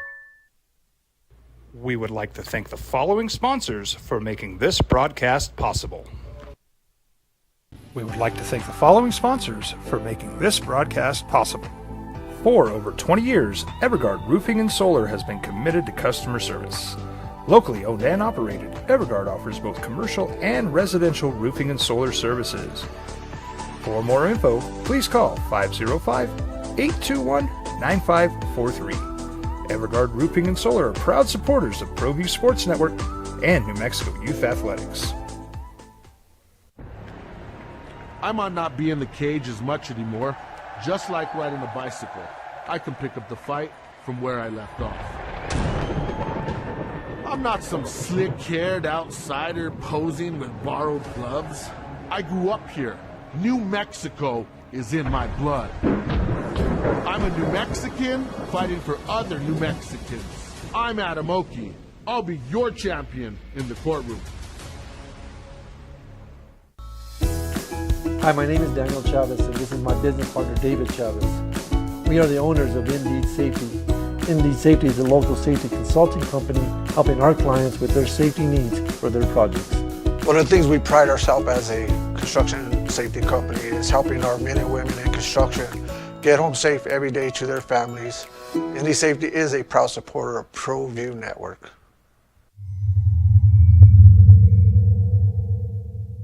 ProView Networks would like to thank the following sponsors for making this broadcast possible. When it comes down to it, if it's Nelly Jr. Joseph, if it's Donovan Dent, if you're playing college basketball, everyone should have the same opportunity. And I think there's been valid questions brought up, like this gray area. Well, if you're on a student visa athlete, is this considered a job? You're getting paid. You're paying taxes. But overall, student athletes haven't been classified as employees just yet. And as they work in this gray area, these are the conversations you have to have, just trying to put some context on it to figure out, all right, what does the future of college athletics look like? We know money's going to be flowing to the student athletes. But then you have the questions of roster size. How long should you be paying college athletics? And what do you want to see as a fan? I know the turnover is frustrating, but this is the era we're in. Would you call it an occupation? It's literally if you're getting paid for your services, whether it's if we W-2, 1099, whatever it is, it would feel like, all right, that is a job. But the NCAA, when it comes to their rules, I don't know what that means moving forward. Is that why then you could sue for unlimited eligibility? No, I don't know what I don't know enough to know what the connection would be, like if someone was to go that route. But I don't think because this is a job, I should be able to play longer because it's my job. No. But I do think while you're there playing within, I just can't see it. I feel like 4 playing years is what it should be. If you have a season where you play half the games or you don't play all the games or you get hurt, I think maybe you should have 2 of those. 2 red shirts max. 4 playing years, 2 redshirt years max. Whether that be you weren't ready your freshman year or you needed to switch positions and you're going from defense to offense in like a football or basketball. You're switching positions. You need to almost like a little G League type situation. 1 injury redshirt, 1 development redshirt, or you double up for whatever, and then 4 playing years. I don't think it should go over that under any circumstance. And we shall see. And reading to Jeff Grammer this morning, Albuquerque Journal, and he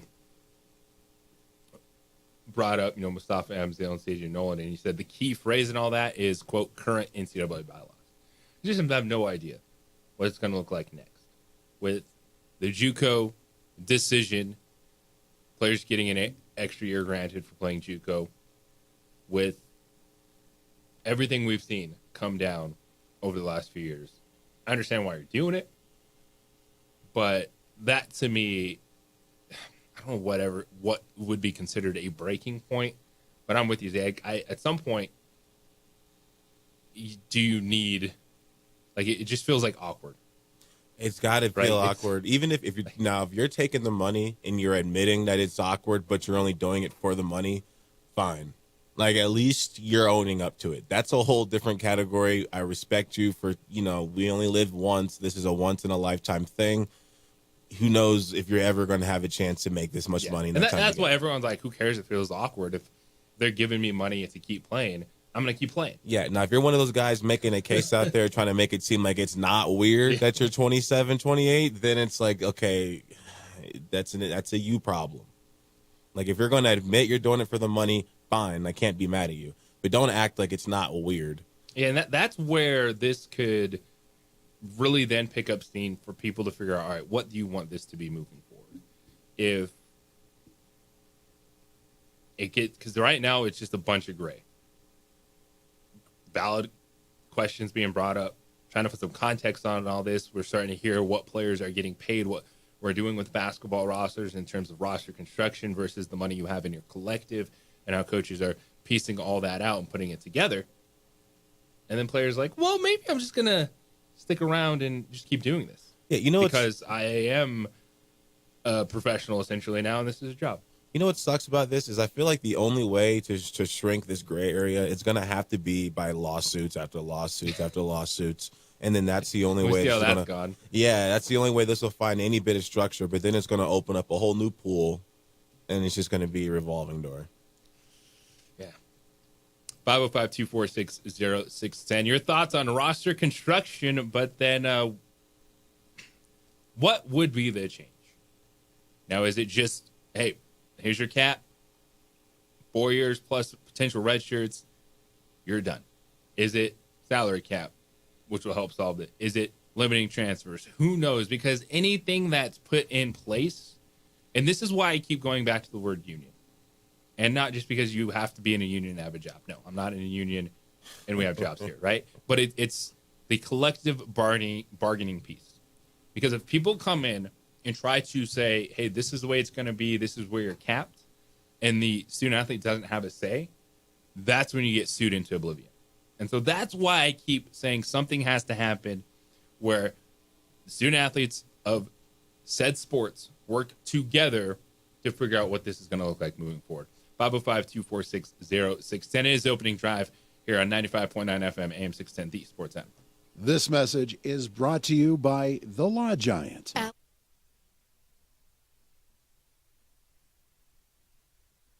We would like to thank the following sponsors for making this broadcast possible. Albuquerque's leader in sports is ProView. From pros to prep, all your favorite action.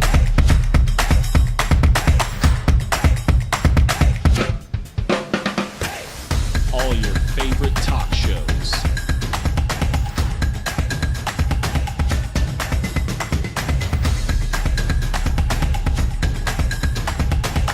Find it on ProView Networks.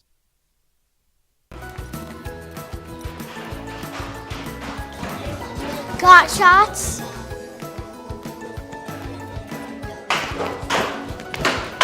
Got shots? Got shots? During Got Shots, participating providers open their doors for any child who presents for immunizations, regardless of whether they are a patient or whether they have insurance.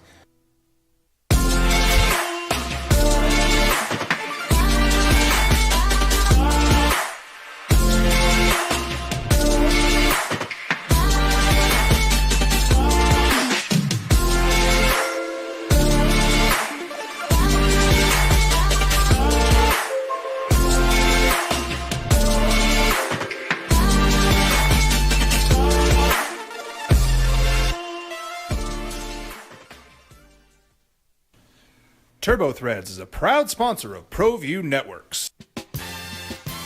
Almost 30 years of experience means fast service, great prices, and a wide selection of apparel from t-shirts to performance sports shirts, even jackets and hats.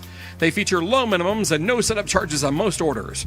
TurboThreads is located at 1503 Golf Course Road in Rio Rancho, or find them on Facebook, online at turbothreads.com, or call 999-1234 for TurboThreads. International Protective Services is a proud supporter of ProView Sports and New Mexico Youth Athletics. IPS provides residential and commercial security services in the Albuquerque metro area. For more info, please call 505-897-2420 or visit internationalprotectiveservice.com.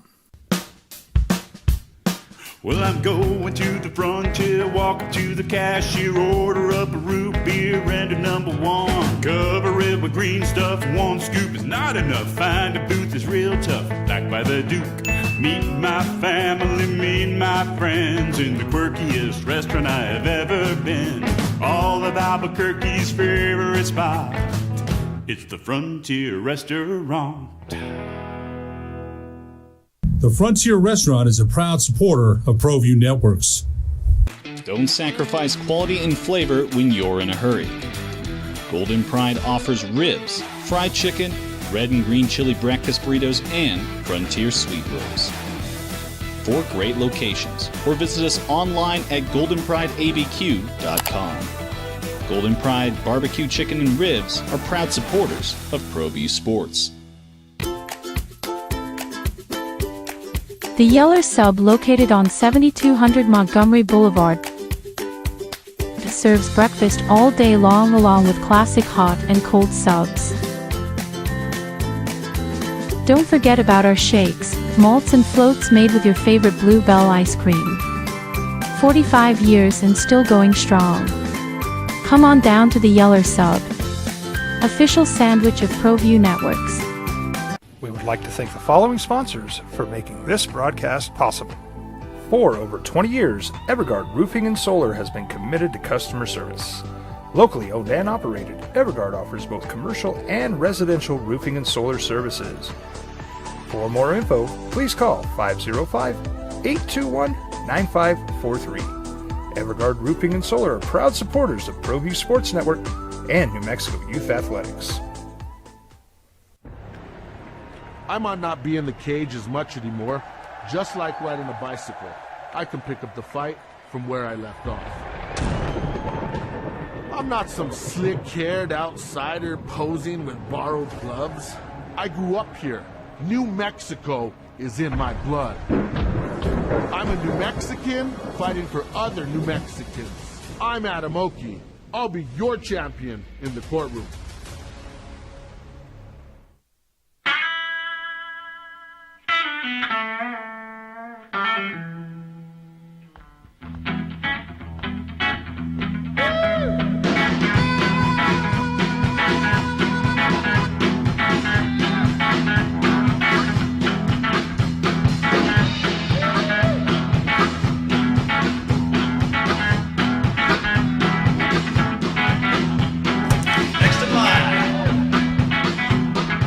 Rudy's is a proud supporter of ProView Networks.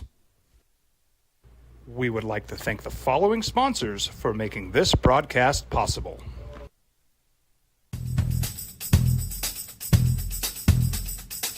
International Protective Services is a proud supporter of ProView Sports and New Mexico Youth Athletics.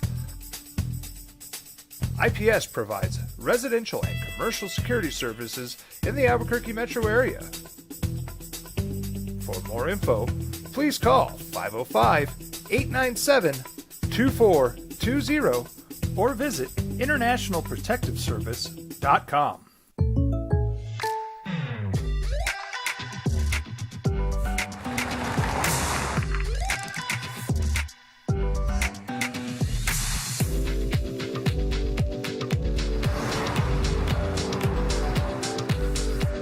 For your surprisingly great rates, contact your local State Farm agent today. If you want the real deal, call State Farm agent Marty Size in Albuquerque today.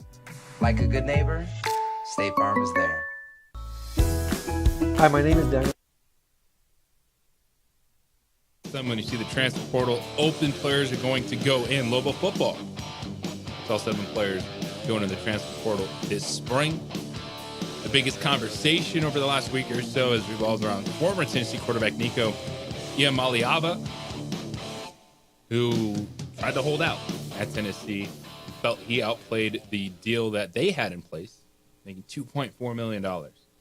Tennessee got a college football playoff last year. The quarterback comes back and says, I'm worth $4 million.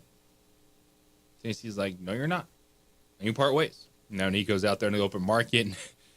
UCLA is interested, but the source told ESPN that UCLA was content to sit tight while the quarterback considered his options.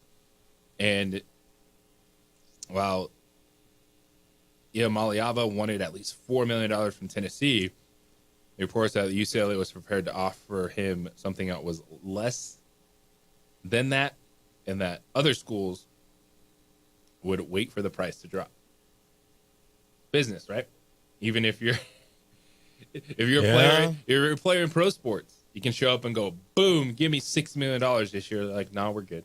And then you go on the open market and you see what's out there. But this is the world we're living in, what the players are doing. And heck, in Bill Belichick, starting quarterback, just entered the transfer portal because they were looking at someone else this spring. So I don't blame the players for taking advantage of the system. I don't sit here and want to say this person's at fault, that person's at fault. No, everyone is just working within the system. Is it a good system right now? Not great, but it's a system. And I think just over the last few segments, just trying to find some context to this conversation of, okay, what's the actual money that these schools are dealing with? Where are players being slotted when it comes to what they're asking for to go play somewhere for a year? And then you start having that context of the conversation, then you can start understanding, okay, well, you can bring it back home. Oh, this is what Loba basketball is working with. This is what it would cost for them to land a point guard, to land a center, because they're still putting that roster together in year one of Eric Owen. So you can kind of have two conversations at the same time. One of just understanding everything that's going on right now, why players are going in and out of the portal, what coaches are having to do, try to put these rosters together, and then seeing all this, and you start looking forward and going, okay, well, what could change? What would make sense to try to get everyone on the same page? 505-246-0610. I blew up the clock a little bit earlier, Zay, so I'm going to get us back on track just a little bit. We got Josh Shushan coming up at 9 o'clock, voice of the Isotopes. We got some day baseball for you. Also scheduled to talk with Austin Nola, the catcher for the Topes, but he caught the Padres in the NLCS. He was a shortstop that won a College World Series at LSU, and his brother is also one of the top pitchers in Major League Baseball. So looking forward to that. All that in the 9 o'clock hour. It is the opening drive here on the Sports Animal. This report is sponsored by True Green.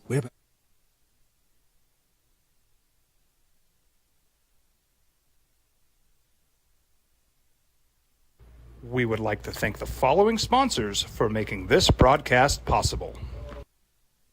You followed him from the first day he signed with the team. You remember the day he poured in 63 points? The night he played a sold-out concert to 30,000 people. The day he gave his infamous speech. That's why you believe in heroes. That's why you remember and collect their memorabilia.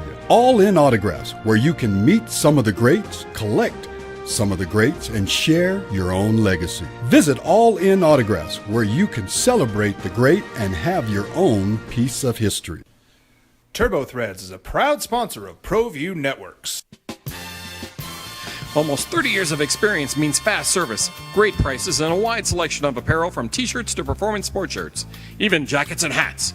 They feature low minimums and no setup charges on most orders. Turbo Threads is located at 1503 Golf Course Road in Rio Rancho, or find them on Facebook, online at turbothreads.com, or call 999-1234 for Turbo Threads.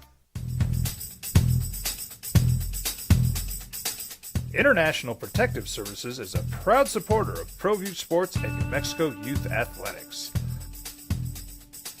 IPS provides residential and commercial security services in the Albuquerque metro area. For more info, please call 505-897-2420 or visit internationalprotectiveservice.com.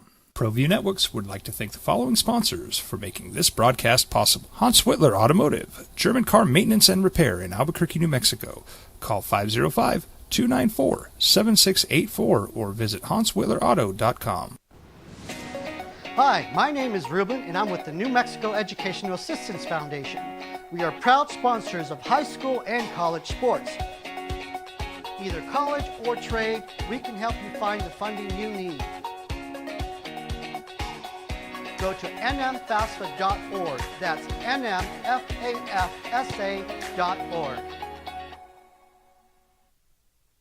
We would like to thank the following sponsors for making this broadcast possible. High school sports are back. You can watch every ProView Network broadcast online on the NFHS network. Every moment from every game from every sport, including all NMAA state championship games. Get your monthly pass now. Just go to ProViewNetworks.com, click on the NFHS logo, and sign up today. Watch New Mexico's best.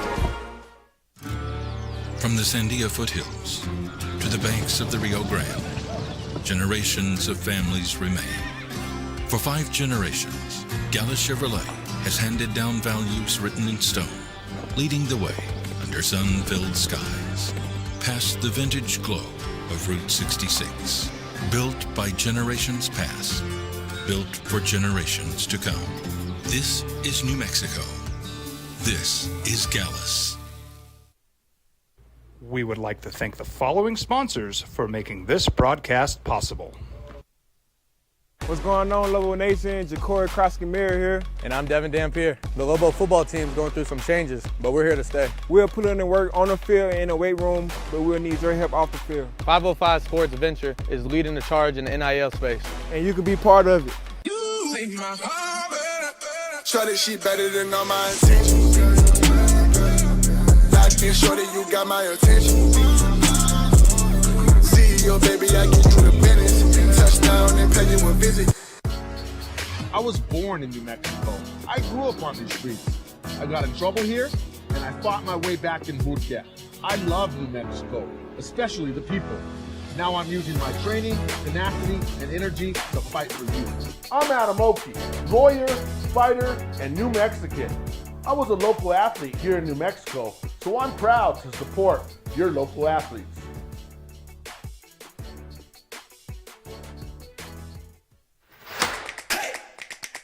Albuquerque's leader in sports is ProView. From pros to prep, all your favorite action.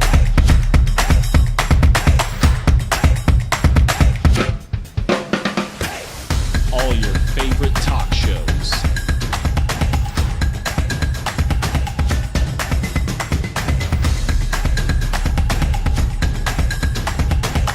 Find it on ProView Networks.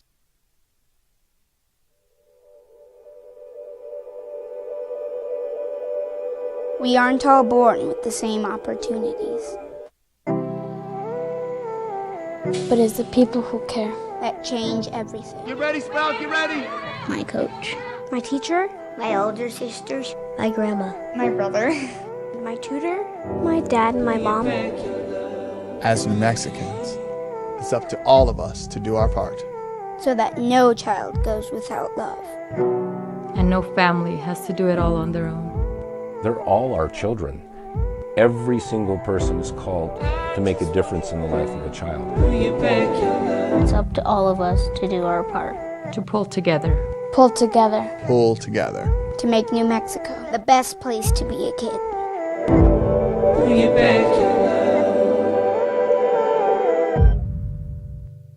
These days, it's important to know people and businesses you can trust. There's a lot of places where you can buy a vehicle, but there's only a few local dealerships where you'll find honest people who have your best interests in mind. And Fiesta Kia is one of them. We've been helping our neighbors save money and drive dependable cars for years, and we'd love to help you. With new Kias arriving daily, you'll love our selection and the peace of mind you'll get driving a Kia from Fiesta. So stop by and see us today at Fiesta Kia on Lomas, or just start driving now at fiestakia.com. Albuquerque's leader in sports is ProView. From pros to prep,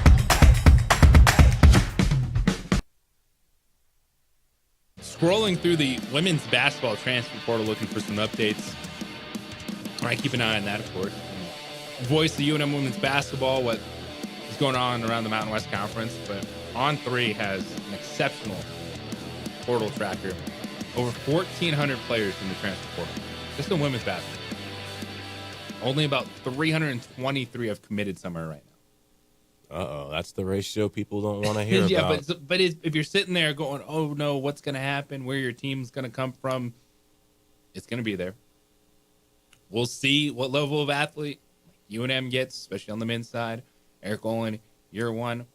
But this process is ongoing. That's why general managers are now a thing in college athletics. Level football has a general manager.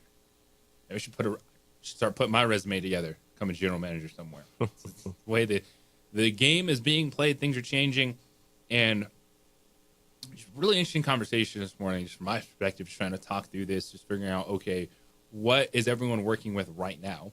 And then from that, you figure out, okay, what can be sustainable moving forward? What works for college athletics? 505-246-0610, the Sports Animal Hotline and text line. This morning, got this from Phil, and he mentioned, some of the conversations we've had with Kurt Roth, who runs, 505 Sports Venture Foundation, the NIL collective for the Lobos. And he said, I've heard Kurt Roth explain NIL is that they are paying the athletes for the use of their name, image, and likeness. So basically, they're paying them all of this for their quote-unquote picture. And maybe that's how they're still trying to get around it, because that's the way it was laid out initially. Like, hey, these are name, image, and likeness deals. Thus, you're making money off who you are. But that's not how it's being done by the collectives. So this is, again, it's all a gray area. And I appreciate the email on that, Phil, who got in at jj@sportsanimalabq.com. Yeah, and that's what I'm saying. It's when people brought up the question about student athletes on a visa coming over from overseas. And we had the discussion with Kevin Sweeney, Sports Illustrated, updating, saying that he thinks the next couple of weeks we'll see a big influx of foreign players signing to play college basketball. You're like, wait a second. On a student visa, I didn't think you could have a job or make money in the United States. Well, this is that gray area, right, that they're working with it. And still saying it's name, image, and likeness, but we all understand, well, that's not what's going on. And so that is why both parties have to be on board with something moving forward. And if the NCAA just tries to come in and say, you know what, we're done with this, X, Y, and Z is stopping and we're moving forward, well, then you're just getting more lawsuits. It's why you got to this point. It's why there was no movement. Then all of a sudden, there's a bunch of lawsuits, and then the courts ruled that student athletes should be able to be compensated for their name, image, and likeness. Well, then that just rolled in the pay for play, and then here we are.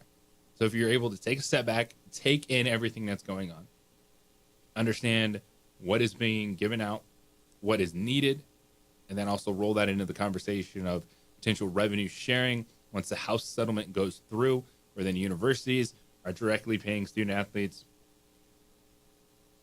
Somehow, some way, hopefully you can have some people that get in a room and say, all right, this is how we move forward. And the student athletes have to be involved in the process moving forward, or you're just going to keep getting lawsuits of players saying, well, I played at JUCO, so I should be able to play the same amount of time at D1. Or, well, if I'm getting paid to play, why should I have to stop? Why should I not be eligible anymore? I'll just go take a master's course. I'll go take an online course to continue my education and just keep me here playing sports, making money. Can't be mad at it. Yeah. So I get it.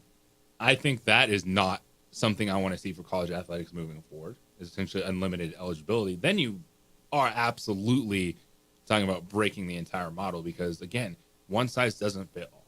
And that is why we have to see the willingness and the ability for college athletics, and the student athletes are part of this as well. If they want fair representation, if they want opportunities, then they have to talk about then figuring out what type of system works best for everyone. where it's not going to take away your opportunities, but then we can't just sit here and have these conversations of players that are now taking a step back going, well, maybe I'll just keep playing. I don't have any eligibility left, but then what is even eligibility? 505-246-0610, Sports Animal Hotline and text line for you this morning. Coming up, Josh Ushon, voice of the Isotopes. It's going to be a windy one, but you get day baseball.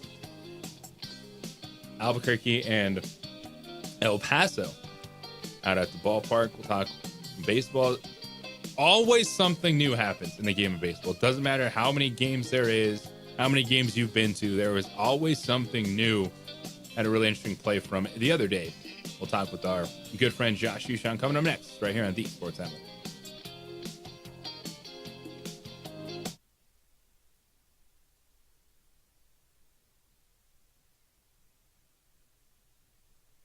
We would like to thank the following sponsors for making this broadcast possible.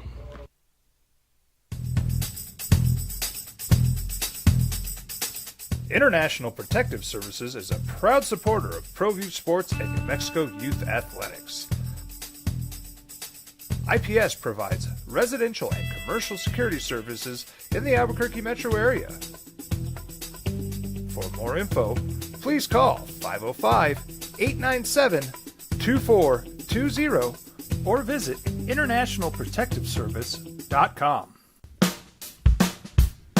Well, I'm going to the frontier, walk up to the cashier, order up a root beer and a number one. Cover it with green stuff, one scoop is not enough. Find a booth is real tough, back by the Duke. Meet my family, meet my friends in the quirkiest restaurant I have ever been. All of Albuquerque's favorite spot, it's the Frontier Restaurant. The Frontier Restaurant is a proud supporter of ProView Networks. Hi, my name is Ruben, and I'm with the New Mexico Educational Assistance Foundation. We are proud sponsors of high school and college sports. Either college or trade, we can help you find the funding you need. Go to nmfafsa.org. That's nmfafsa.org.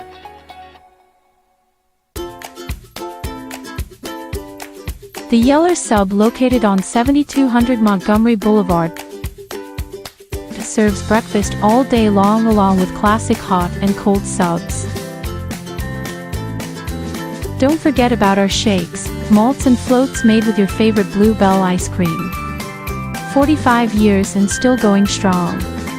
Come on down to the Yeller Sub, official sandwich of ProView Networks. Don't sacrifice quality and flavor when you're in a hurry. Golden Pride offers ribs, fried chicken, red and green chili breakfast burritos, and Frontier sweet rolls.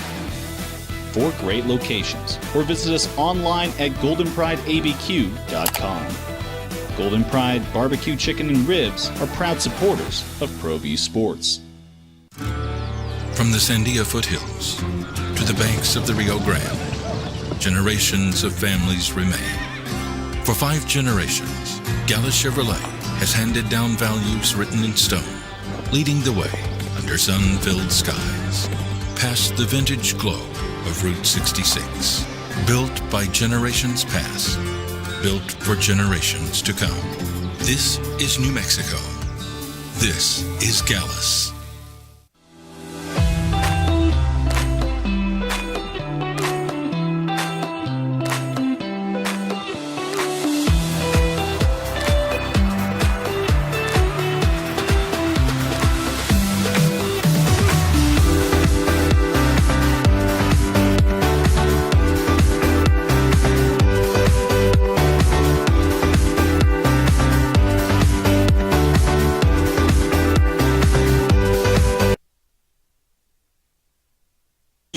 Sports Animal. Now it's the opening drive on 95.9 FM and AM 610.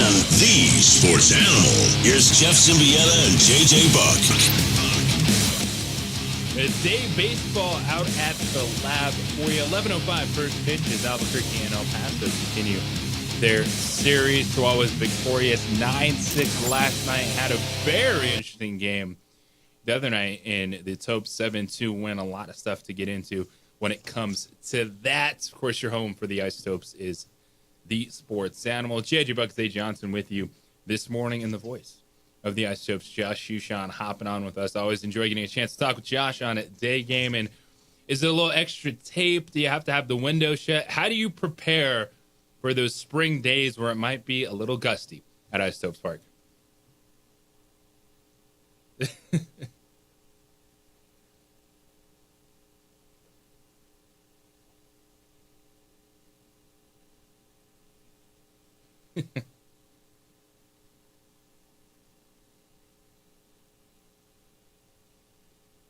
Yep.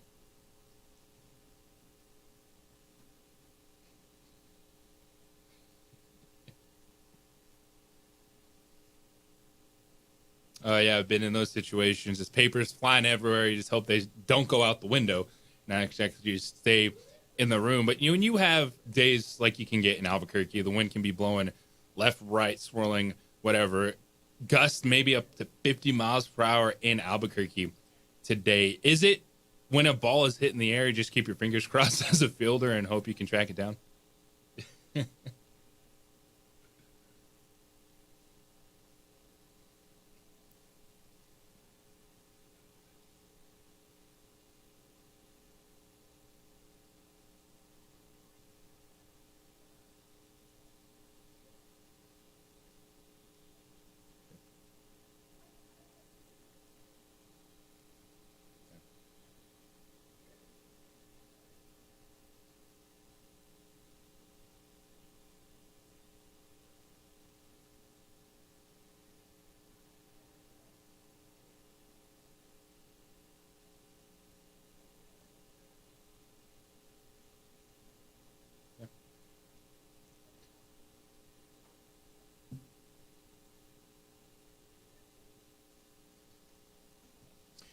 Yeah, we've seen the Isotopes this season. The long ball has been pretty prolific for them. Just 2 extra base hits last night.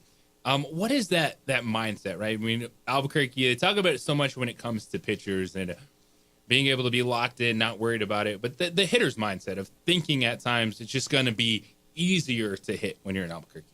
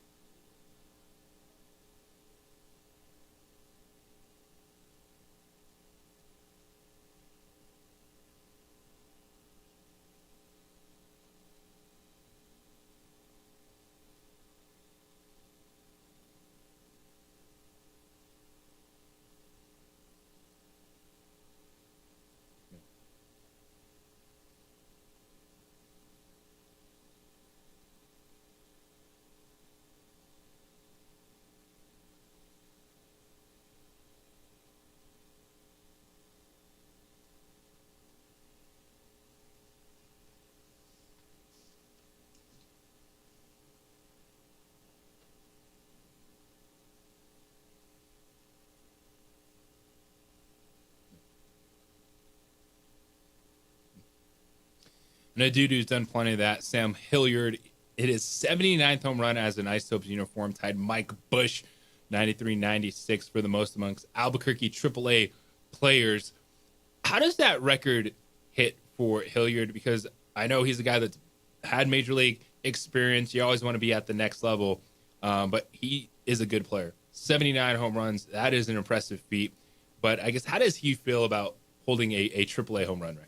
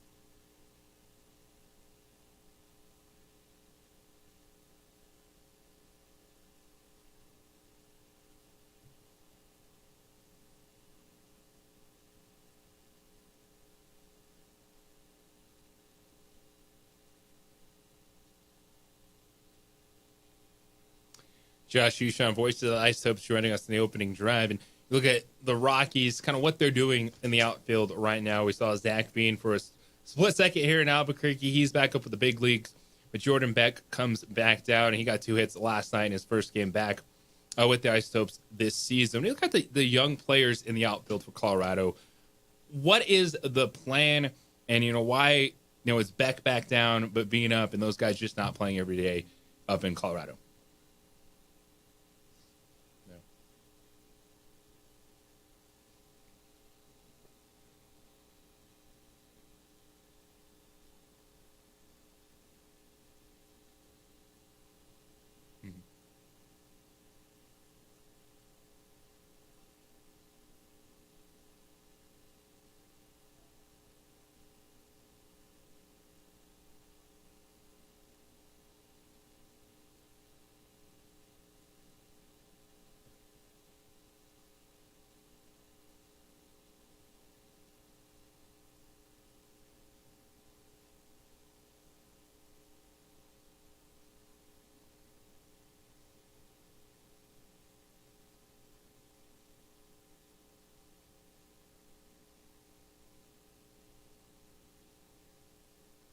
Yeah.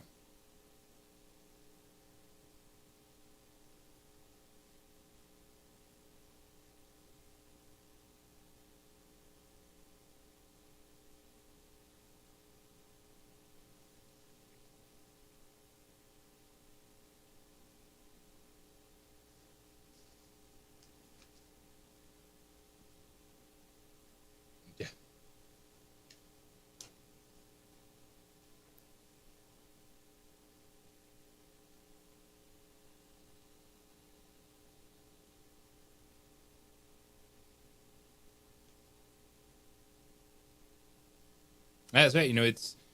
It's about producing, and they're going to give you an opportunity to develop, but that's the reason. If you have your options, you're going to go back down. And as we've seen with the Rockies, trying to find those pieces to put a foundation together up at Coors Field. But those pieces do get a lot of experience here in Albuquerque. You're talking with Josh Hushan, voice of the Isotopes. And it doesn't matter how many games you've been to, how many games you've called. There's always something. Hey, Josh, don't hate me. I got to put you in audition so ProView can hear you. The other night, on a walk, that all of a sudden you're looking down and you're like, wait, how many dudes are touching home plate?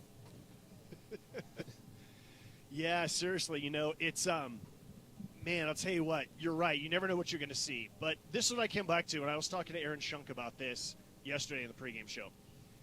You're taught as a kid at the first day of Little League, keep your eye on the ball at all times, right? Keep your eye on the ball. And normally that means when you're at the plate and you're hitting. But that means everything. That means infield. That means outfield. That means when you're in the dugout, and especially means when you're on the bases. And Aaron Shunk is someone who always keeps his eye on the ball. And he told me, so Shunk's the one who made that play happen. He's at second base. And earlier in that at-bat, and in the previous at-bat, he realized that when the pitcher gets the ball back from the catcher, he turns his back. He's looking down. He's not looking around at the other base runners. And Aaron was thinking, if there's a shot, I'm going to take advantage of it. And sure enough, 3-2 count. Runners are moving on the play. There's 2 outs. He's sprinting from second to third. And he was mentally thinking, if the pitcher turns his back, I'm breaking for home. That's exactly what happened. And when you guys look at the high home camera, I think the videos that went viral, you really don't see what's happening. You just see one guy score and then a second guy sliding in behind him. But when you look at the longer view with the replay that we showed, the high home, you realize the pitcher is oblivious to what's happening. He doesn't even realize that 2 runs have scored. By the time his teammates get his attention, he's now throwing to third base, throwing wildly, 3-run score on the play. He may not have even realized exactly how many runs scored until he got back to the dugout and figured it out and looked at the replay himself. And those are the types of high baseball IQ plays that I absolutely love. Because for everyone who thinks that baseball's boring, doesn't think that anything's happening, there's constantly things that are happening or that could happen if you're not paying attention. Aaron Shunk was paying attention, and he gave us a play that we will never forget. That's why you show up to the ballpark. That's why you tune in. You never know what is going to happen. 11:05 first pitch today. So you guys expecting a good chunk of youngins out there braving the weather? Yes, I think so. This is why we play games at 11 o'clock in the morning. And every team in minor league baseball does this, right? It's a way to expose your sport to kids. It's discounted tickets. You know, kids go on field trips all the time. Sometimes they go to the zoo. Sometimes they go to a baseball game. And today they're going to a baseball game, and this gets them to experience what it's like to have fun, to get out of the classroom. And hopefully it's not too windy for them. They'll get fed. They'll enjoy some baseball. And I'm sure the teachers will enjoy the fact that they're at the ballpark instead of inside the classroom. And we'll do it a couple of times this year. I'm jealous, man. I wish I could just get away and get to a baseball game. I will see you soon out there. Josh, have fun and enjoy the day out there at Isotopes Park. All right, very good. Thanks for having me on, JJ. That's Josh Ushon, voice of the Isotopes. 11:05 first pitch, of course. Sorry about that, Josh. On the Sports Animal, you're out and about. You're home for Albuquerque Isotopes baseball, and why not get out to a ballpark for a little bit? Enjoy an extended lunch, watching the Topes and Chihuahuas. It is the opening drive here on 95.9 FM, AM 610, the Sports Animal. You're listening to the Jim Rome Show.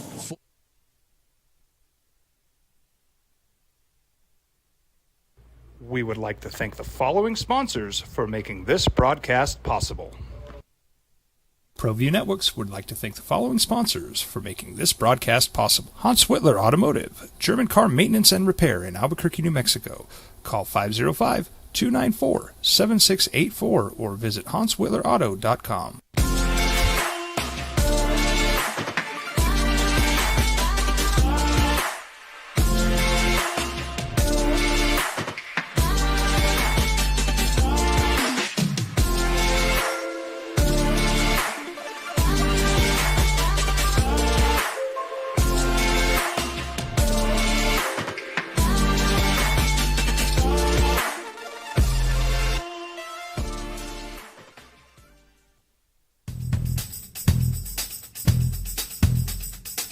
International Protective Services is a proud supporter of ProView Sports and New Mexico Youth Athletics.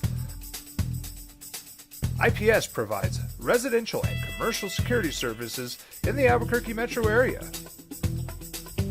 For more info, please call 505-897-2420 or visit internationalprotectiveservice.com. TurboThreads is a proud sponsor of ProView Networks.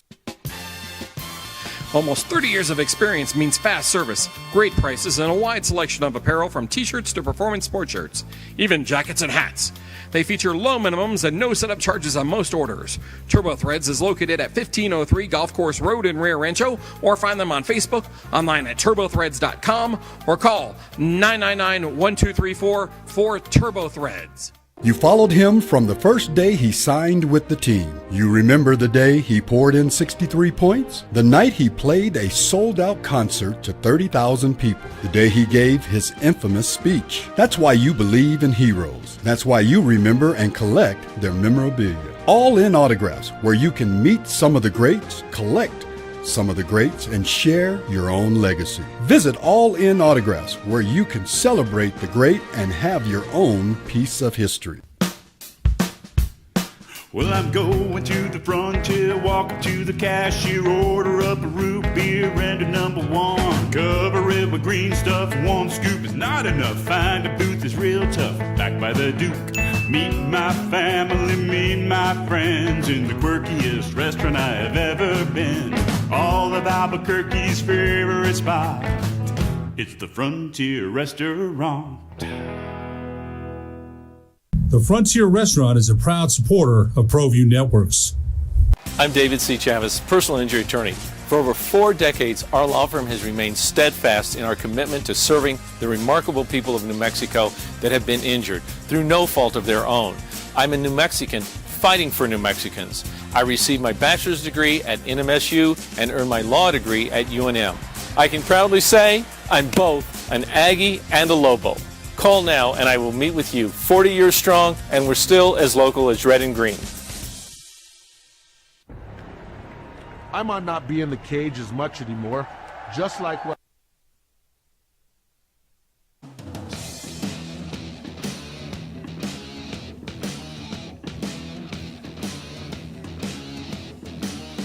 You sure you don't want to go try to play some defense today?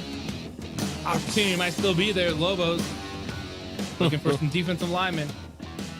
Never-ending eligibility. NIL money available. I'll be an assistant D-line coach, maybe. We shall see. It's opening drive here on 95.9 FM, AM 610, The Sports Animal. JJ Bucksay Johnson, Adrian Holner-Town on ProView Network. You can watch the show Xfinity Channel 26, also streaming online. And speaking of baseball IQ, looking forward to talking with Austin Nola, catcher for the Topes. He's set to join us at the very end, 9:45 this morning. But he's had an interesting journey. He was a champion at LSU, played shortstop, trying to climb that minor league ladder. And then how do you go from shortstop to catcher? Well, he did. He found his way to Major League Baseball. Got to the 2022 National League Championship Series with the Padres. Now he's in the Rockies organization. They're trying to get back to the big leagues, looking forward to that conversation with Austin Nola, and especially how his brother, Aaron, who's the pitcher for the Philadelphia Phillies, maybe helped his transition to catcher. We gave him some tips on, all right, this is what pitchers like to do. This is how you can handle yourself. And he's playing up the middle at shortstop. He's seeing that interaction throughout the entire game, but that's a heck of a jump. Go from shortstop to catcher, but then make the major leagues. 505-246-0610, Sports Animal Hotline and text line for you this morning. So next week, the NFL Draft first round is on Thursday. And we know the top 3 picks, right? Cam Ward, number 1, quarterback, Tennessee Titans. 2 and 3, it feels like, okay, it's Travis Hunter or Abdul Carter. You just take the next best 2 players and you go from there. The Giants, maybe there's a little bit of still openness to what they could do at number 3. Their general manager, Joe Sheen, said, yeah, we've taken some phone calls at number 3. They're open to all options. But it feels like when you have the top 2 graded players that are not quarterbacks in this case, and Travis Hunter and Abdul Carter, you have to take one of those players. Now, where does Shedeur Sanders fit in all this with the late workout you're getting with Shedeur and the Giants this week? Maybe that door is still open there. Maybe someone gets antsy and wants to trade up to number 3. But do you think we see anything other than Cam Ward, Abdul Carter, Travis Hunter be the top 3 picks in the draft? I want to say no, but the more I think about it, it's just, how does Cleveland not go quarterback? Like, how do they sleep with themselves if they don't go quarterback, unless they are just so dead set on another quarterback that they like, which then you're not mad at them. Like, if they truly wanted to, they could get Travis and a Jackson Dart, maybe Dart. They could get Travis and a Milroe, or Travis and a Gabriel. So maybe that's their plan. But unless that's their plan, if they leave this draft without getting a quarterback with their first 2 picks, it's just an awful look for the organization, and you're making the job a lot harder on your coach, who is 2-time coach of the year. You're making his life very, very tough. That is correct.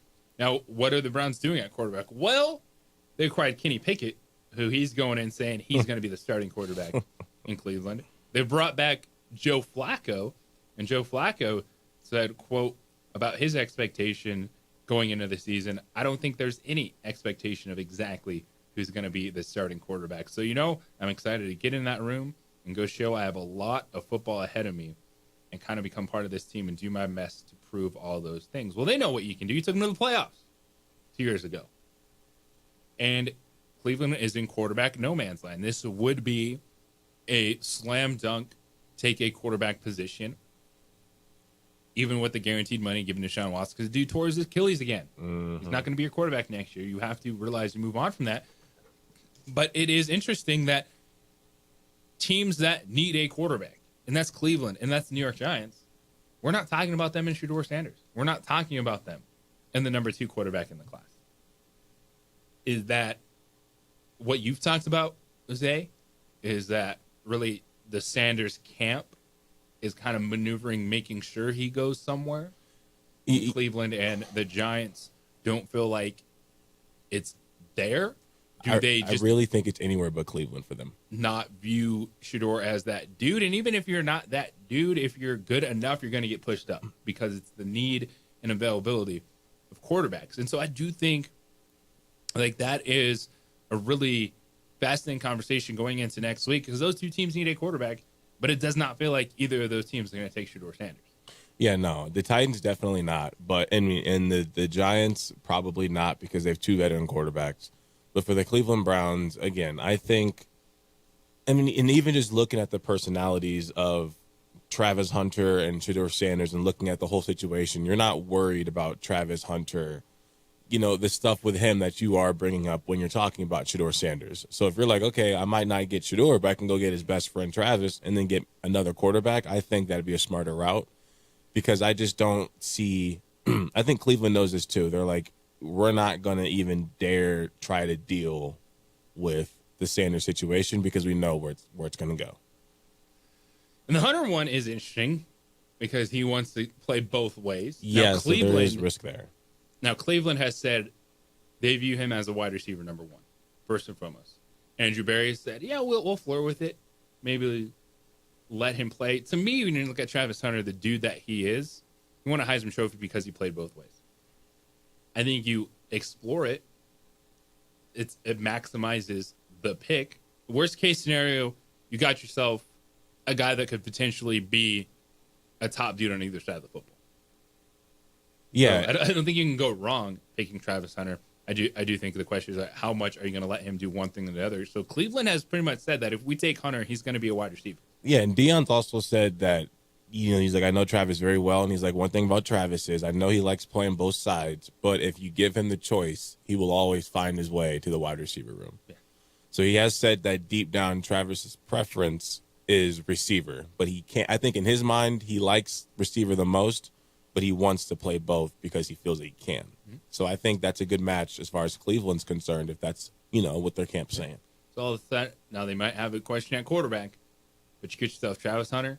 If Jerry Jeudy came on in the second half of last season, maybe you let Travis Hunter do some slot work on defense. Kind of we were having a discussion yesterday. Would you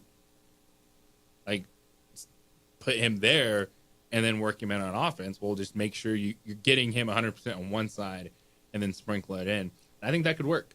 All right, we want to play both sides, try to maximize his value, slot corner as opposed to maybe a boundary corner, but making sure he's a full-time wide receiver. Now, Travis Hunter, he's been asked about this. There's been a comment, too, from John Harbaugh who suggested that, it'd be maybe too much because of what you have to do. Because some of the two-way players we've seen, it hasn't been guys necessarily in spots where you have to know a lot of what's going on, right? It's been like a defensive tackle that's played fullback or things like that because we saw that with the Ravens, and that was part of the story I was reading. Patrick Ricard was playing fullback, and then he was playing some defensive tackle for John Harbaugh and the Ravens over the last few years, but I haven't seen a guy go both ways in a long time at big-time positions. We're talking cornerback, wide receiver. Travis Hunter told Yahoo Sports this week, quote, "It's not as complicated as people may think it is or many make it seem. I've been doing it for a long time, so it's super easy for me, super simple."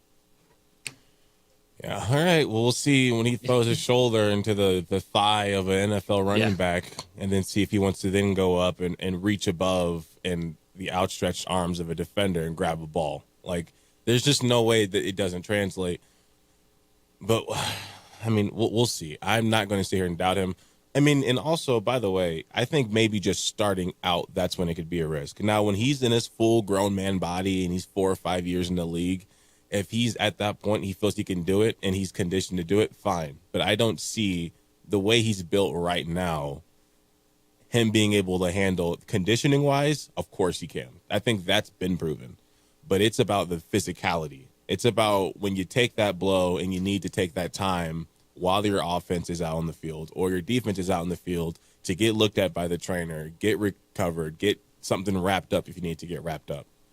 Like that happens the more, you're going against stronger people, faster competition, more injuries are going to happen. Your joints you're going to feel things more.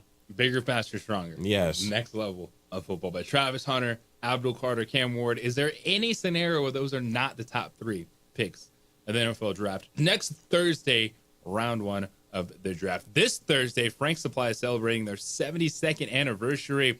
You have to stop by Frank Supply, 3311 Stanford Drive, 10 a.m. to 2 p.m. The Sports Animal will be live 11 to 1. They have unbelievable savings on professional tools and equipment. Everything on sale for just 1 day only. So you got to stop in and check out all these anniversary specials. Product demonstrations on site. Over 35 manufacturers will be there. But if you got a job to do, you need to be at Frank Supply's 72nd anniversary sale today, because they're hooking you up. You purchase $500 in DeWalt Power Tool accessories or DeWalt anchors, you get a $150 gift card. You need yourself the Milwaukee Forge Logic Knockout Kit. You can get yourself a free hammer drill with purchase. Many free gifts with purchase on the hot sale items they have going on today. That's Frank's Supply, the 72nd anniversary sale, 10 a.m. to 2 p.m. Sports Animal will be live out there 11 to 1. So join the Sports Animal today at Frank's Supply. The opening drive continues after this.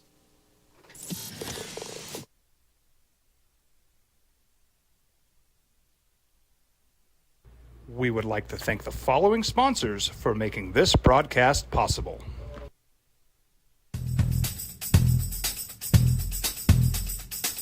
International Protective Services is a proud supporter of ProView Sports and New Mexico Youth Athletics. IPS provides residential and commercial security services in the Albuquerque metro area. For more info, please call 505-897-2420 or visit internationalprotectiveservice.com. Albuquerque's leader in sports is ProView. From pros to prep, all your favorite action.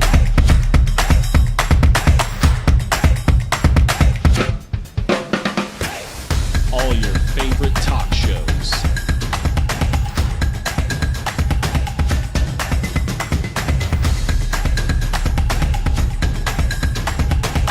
Find it on ProView Networks. You followed him from the first day he signed with the team. You remember the day he poured in 63 points? The night he played a sold-out concert to 30,000 people. The day he gave his infamous speech. That's why you believe in heroes. That's why you remember and collect their memorabilia. All in autographs, where you can meet some of the greats, collect some of the greats, and share your own legacy. Visit All In Autographs, where you can celebrate the great and have your own piece of history. Got shots?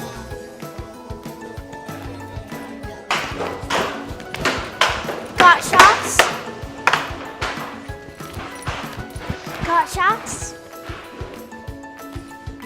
During Got Shots, participating providers open their doors for any child who presents for immunizations, regardless of whether they are a patient or whether they have insurance. Hi, my name is Ruben, and I'm with the New Mexico Educational Assistance Foundation. We are proud sponsors of high school and college sports. Either college or trade, we can help you find the funding you need. Go to nmfafsa.org. That's nmfafsa.org. We would like to thank the following sponsors for making this broadcast possible. For over 20 years, Evergard Roofing and Solar has been committed to customer service.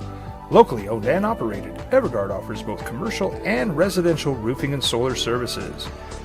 For more info, please call 505-821-9543. Evergard Roofing and Solar are proud supporters of ProView Sports Network and New Mexico Youth Athletics. TurboThreads is a proud sponsor of ProView Networks. Almost 30 years of experience means fast service, great prices, and a wide selection of apparel from t-shirts to performance sport shirts, even jackets and hats. They feature low minimums and no setup charges on most orders. TurboThreads is located at 1503 Golf Course Road in Rio Rancho, or find them on Facebook, online at turbothreads.com, or call 999-1234 for TurboThreads. We would like to thank the following sponsors for making this broadcast possible. The Yeller Sub, located on 7200 Montgomery Boulevard, serves breakfast all day long along with classic hot and cold subs. Don't forget about our shakes, malts and floats made with your favorite Blue Bell ice cream. 45 years and still going strong. That's a little bit more polished in the passing game. And then you have Jalen Milroe and the intrigue of the kind of athlete Jalen Milroe is at Alabama.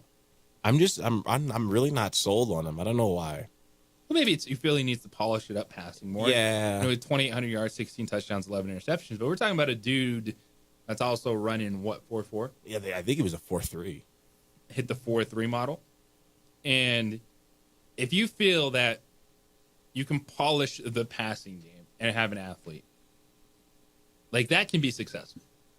Right? It's a light version of Lamar Jackson, right? Yeah. Tailor an offense to him. But that is why I don't see Milroe going high in the draft. Because I think you'd have to do a little bit more to tailor a scheme to him, but it's intriguing traits. Yeah, Lamar won the Heisman, and he went, 32nd? He was the last pick in the first round to Baltimore. Because people are like, well, I don't know about his passing. His passing's fine.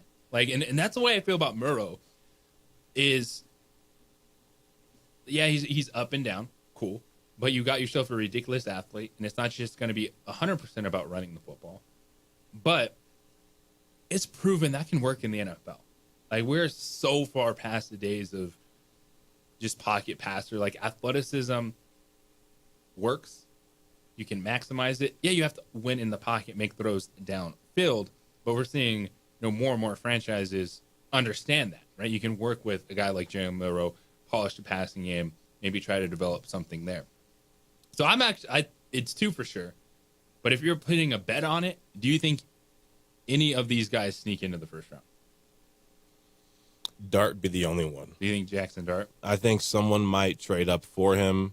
It wouldn't shock me if it was earlier than we expected, like teens. Teens. That's a pretty big move. Because I can maybe see like the Giants or Browns, who also have the first 2 picks, of course, of the second round.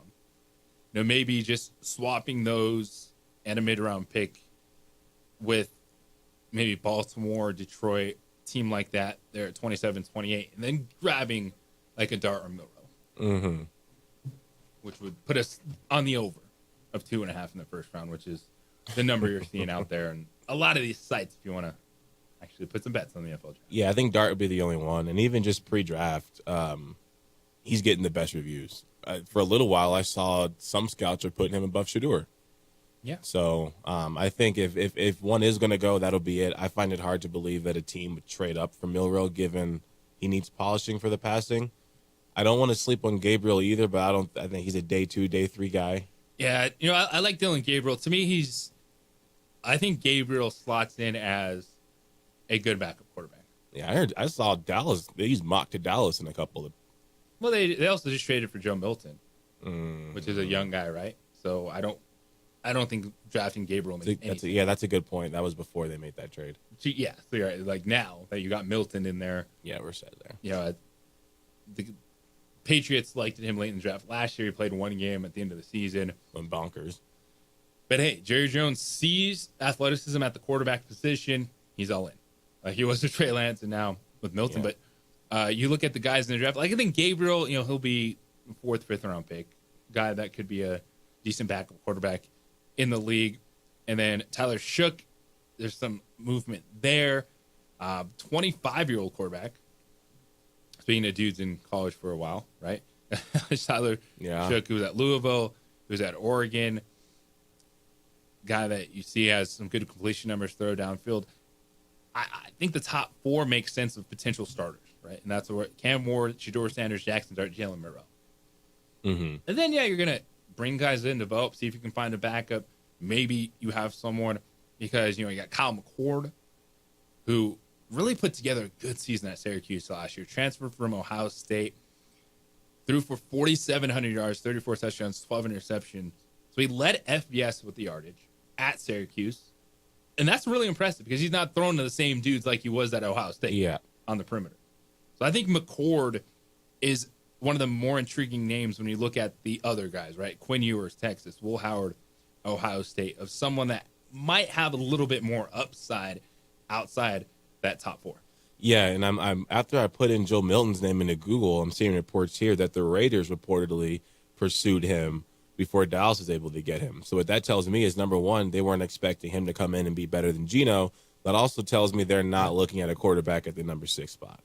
I don't think they're going to spend that number 6 on a quarterback if they were trying to go trade for Joe Milton, who's a valuable backup to Geno. So, I mean, if I was a betting man, as far as, what that means for even the number 2 quarterback, I think that pushes him to the Saints, which then makes it even less likely that a Jackson Dart or somebody would make their way. You then look maybe 21, right, would be where would Jackson Dart potentially go? Mm-hmm. And it's to the Pittsburgh Steelers, because what answer will Pittsburgh have at the quarterback position? Because they don't know who it's going to be just yet. And if the draft comes, you don't have Aaron Rodgers. What other veteran quarterbacks are on the market? Well, really no one right now. Everyone's kind of taking a step back and going, well, is Kirk Cousins going to become available? Or is Atlanta just going to stay pat and go, yeah, we're paying Kirk Cousins the money. He's going to be our backup behind Michael Penix. And so you start asking yourself, all right, who sneaks in? Who's that number 3 quarterback? But there's still teams looking to fill that need. Yeah, and what's up with Aaron Rodgers? Is he just going to get traded on, signed on draft night, or what? It's a good question. What is up with Aaron Rodgers? And I think Aaron Rodgers realizes that he probably wanted to go to Minnesota just because of how that's set up. However, you're Minnesota, you're like, we don't really have to go out of our way to bring you in, even though J.J. McCarthy to come back from injury. Maybe there's a little uncertainty, but you drafted J.J. McCarthy with the 10th pick last year. And at some point in time, you're going to have to move forward. And then if you're Pittsburgh, yeah, you traded for DK Metcalf, just paid him a ton of money. Maybe that would be intriguing to Aaron Rodgers. Maybe the overall system, not quite intriguing. But that's a giant question mark. Yeah, and if you're going to get rid of McCarthy after you spent the 10th pick on him, you need to at least let him show some value. Because what if you trade him for something and then he goes to another team and then he ends up being like a top 10 quarterback? McCarthy's not going anywhere. Like, he's locked into Minnesota. It's just a question of, do you want to play someone else over him for one more year? Which would Aaron Rodgers become in that conversation? Okay. As opposed to just letting J.J. McCarthy be your starting quarterback right now. Which, yeah, I think it depends on the headspace of Aaron Rodgers. Is this guy going to help McCarthy? Or is he going to come in here and bully him and degrade him? Which I haven't heard him that he did that. No, but if it depends on the headspace of Aaron Rodgers, probably see the Minnesota Vikings go with J.J. McCarthy. 505-246-0610. Sports Animal Hotline and text line. This morning it is the opening drive here on 95.9 FM and AM 610, the Sports Animal. This is Andy Gretsch with it.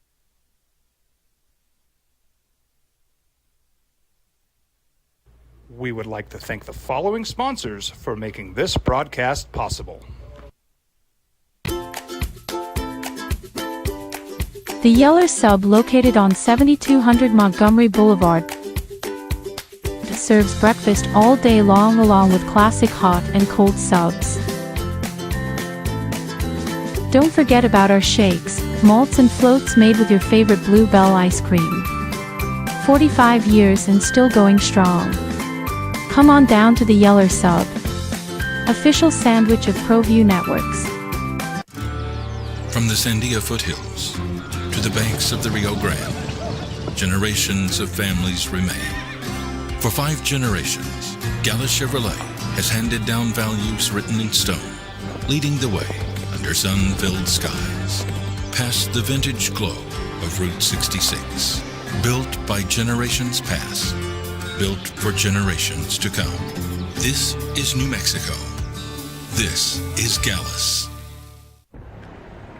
I might not be in the cage as much anymore.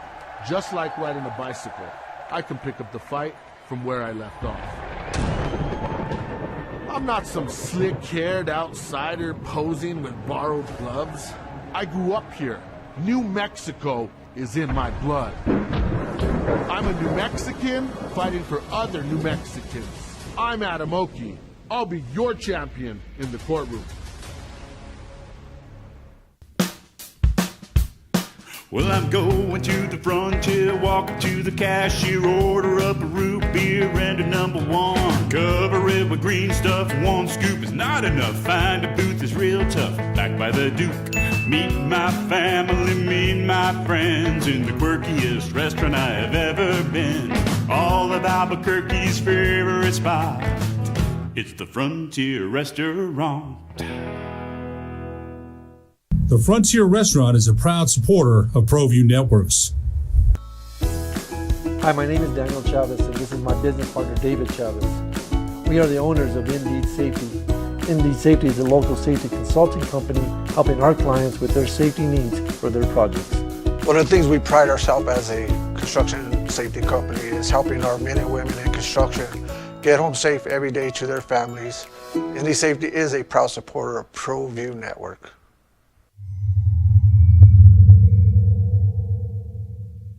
Don't sacrifice quality and flavor when you're in a hurry. Golden Pride offers ribs, fried chicken, red and green chili breakfast burritos, and Frontier sweet rolls. 4 great locations, or visit us online at goldenprideabq.com. Golden Pride Barbecue Chicken and Ribs are proud supporters of ProView Sports. International Protective Services is a proud supporter of ProView Sports and New Mexico Youth Athletics. IPS provides residential and commercial security services in the Albuquerque metro area. For more info, please call 505-897-2420 or visit internationalprotectiveservice.com. We've been trained, conditioned, and rewarded for doing more. But people weren't designed for all that doing. Our bodies need to settle into nothing from time to time. Into nothing at all. In a world obsessed with doing more, we invite you to undo. ProView Networks would like to thank the following sponsors for making this broadcast possible. Hans Whitler Automotive, German car maintenance and repair in Albuquerque, New Mexico. Call 505-294-7684 or visit hanswhitlerauto.com. Got shots?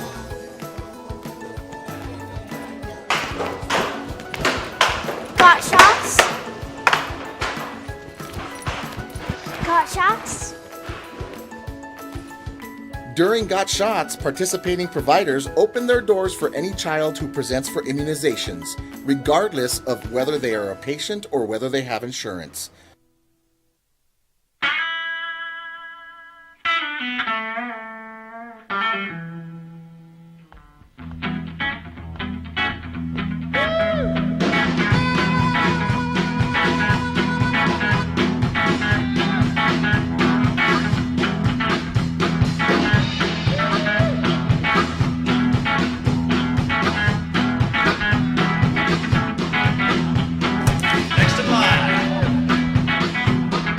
Rudy's is a proud supporter of ProView Networks. We would like to thank the following sponsors for making this broadcast possible. For over 20 years, Everguard Roofing and Solar has been committed to customer service. Park, Albuquerque, and El Paso continue their series. Bounce back, right back at it, up and early.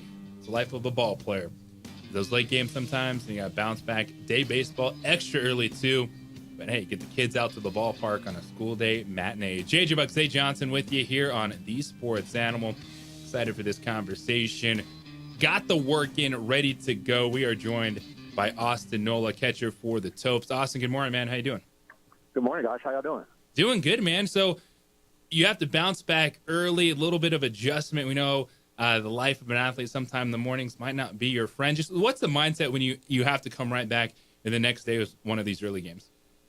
The good part is you just get to get out there and play. You don't have to think about it. Go out there and let your work that you've been working on the whole week and the rest of the, through spring training kind of come out. And I think that's the best part about day games. You just go play baseball, and obviously you're going to see the ball a little bit better too. For you, you were drafted by the Colorado Rockies out of high school. You made the right decision, right? You stayed home, played at LSU, and you won a national championship with the Tigers. But what's that like as a high school kid getting drafted and then having like that decision to make of whether you want to go pro or go play college baseball? Yeah, it's a huge honor to get drafted. Like you said, other teams thought, that you were good enough to go play the professional level. So it kind of gives you confidence in whatever decision you make. that you're going to make the right decision, right? If you make the decision to go play professional, you're professional. If not, you knew you had the chance and take advantage of what you have in college and get a good education and learning how to play baseball. Yeah, and you were born and raised in Baton Rouge, Louisiana. So what was that like getting to play for LSU and just the type of baseball factory that is, but that fan base? What was that like for you? It was like the big leagues. I always grew up, I wanted to play baseball at LSU before I even wanted to go to the big leagues. That was like our major league team in Louisiana and Baton Rouge. And I grew up going to all the games. It was a no-brainer for me, when drafted by the Rockies in the last round. I was like, I think my best chance is to go to LSU and, get a good education and, be where I've always thought was the best baseball in the world. Yeah, and you got to be pretty good, too, to play shortstop at LSU. We know a little bit about that. Of course, Alex Bregman's Albuquerque native, played there, went on to the big leagues, and you played shortstop at LSU. When did you transition to catcher, and kind of what was that moment, when you did get into the big league, not big league, but professional baseball, you're climbing that ladder, where you had that discussion of going from shortstop to catcher? Yeah, I think I've done every level as shortstop through AAA for my second year in AAA as shortstop, and kind of got platooned, playing more second, third, first, short, and I just realized, saw the writing on the wall that, this is going to be a tough gig to try to make it to the big leagues at 27 as a, platoon player. So decided to make a decision from a coach of mine, Paul Phillips, and kind of guided me along the way and helped me, make the catcher I am today. Austin Nola joining us on the opening drive and that catcher part of it. Was it a hard transition? What is the difference from just being a fielder? Of course, you have a lot of responsibility at shortstop to then everything you have to do catching a game. Yeah, it was a big transition. It was extremely hard. There was definitely times where I wanted to just, hang it up and go do baseball and go, play back in the infield, something I knew I'd been doing my whole life. So there was that temptation, but luckily, the team at Marlins that gave me the chance, they pushed me. They said no infield, for a couple of years. You're just going to learn the position, dive into it, and I think that helped me the most. Not being able to just resort back to the infield portion right out the gate. It pushed you to learn the position, dive into the fundamentals, and which was going to help me later on. And I'm glad they saw the big picture because at the time I really didn't. And what are some of the things we've hit, like framing a pitch, calling a game? It's a little bit different now too with the communication you can have, with the pitcher. But in those early days of signs, calling it, changing the signs, what was that process like? I would say that. So the signs, sign sequences, getting the pitchers on the same page, not having ever caught in my life. I think that was the hardest part. My brain was an override, a lot of confusion, constantly getting crossed up. It was making it through a 9-inning game was a big stressor for those first couple of years. But the good thing at the time, framing wasn't that big, which was great, that I could just go and call the game and focus on just my pitcher. And I was very blessed at the time. Like I said, a good coaching, good development, and taught me a lot about just the fundamentals of the position. And what's it like, too, your brother Aaron, professional pitcher, to have him be able to give you some tips of, all right, pitchers like to do X, Y, and Z, and as you're making that transition, kind of be able to bounce off him? Yeah, he helped me out a lot because he was in the big leagues when I made the transition. So coming home, getting to catch him, getting to talk to him, things that he liked, definitely shaped the catcher I am today because, once I went home for the off season, you keep in touch with your coaches, but, the people you're around, they play a big part in, how you develop over the off season. And he helped me develop a lot as a catcher and the things that he really liked to help me.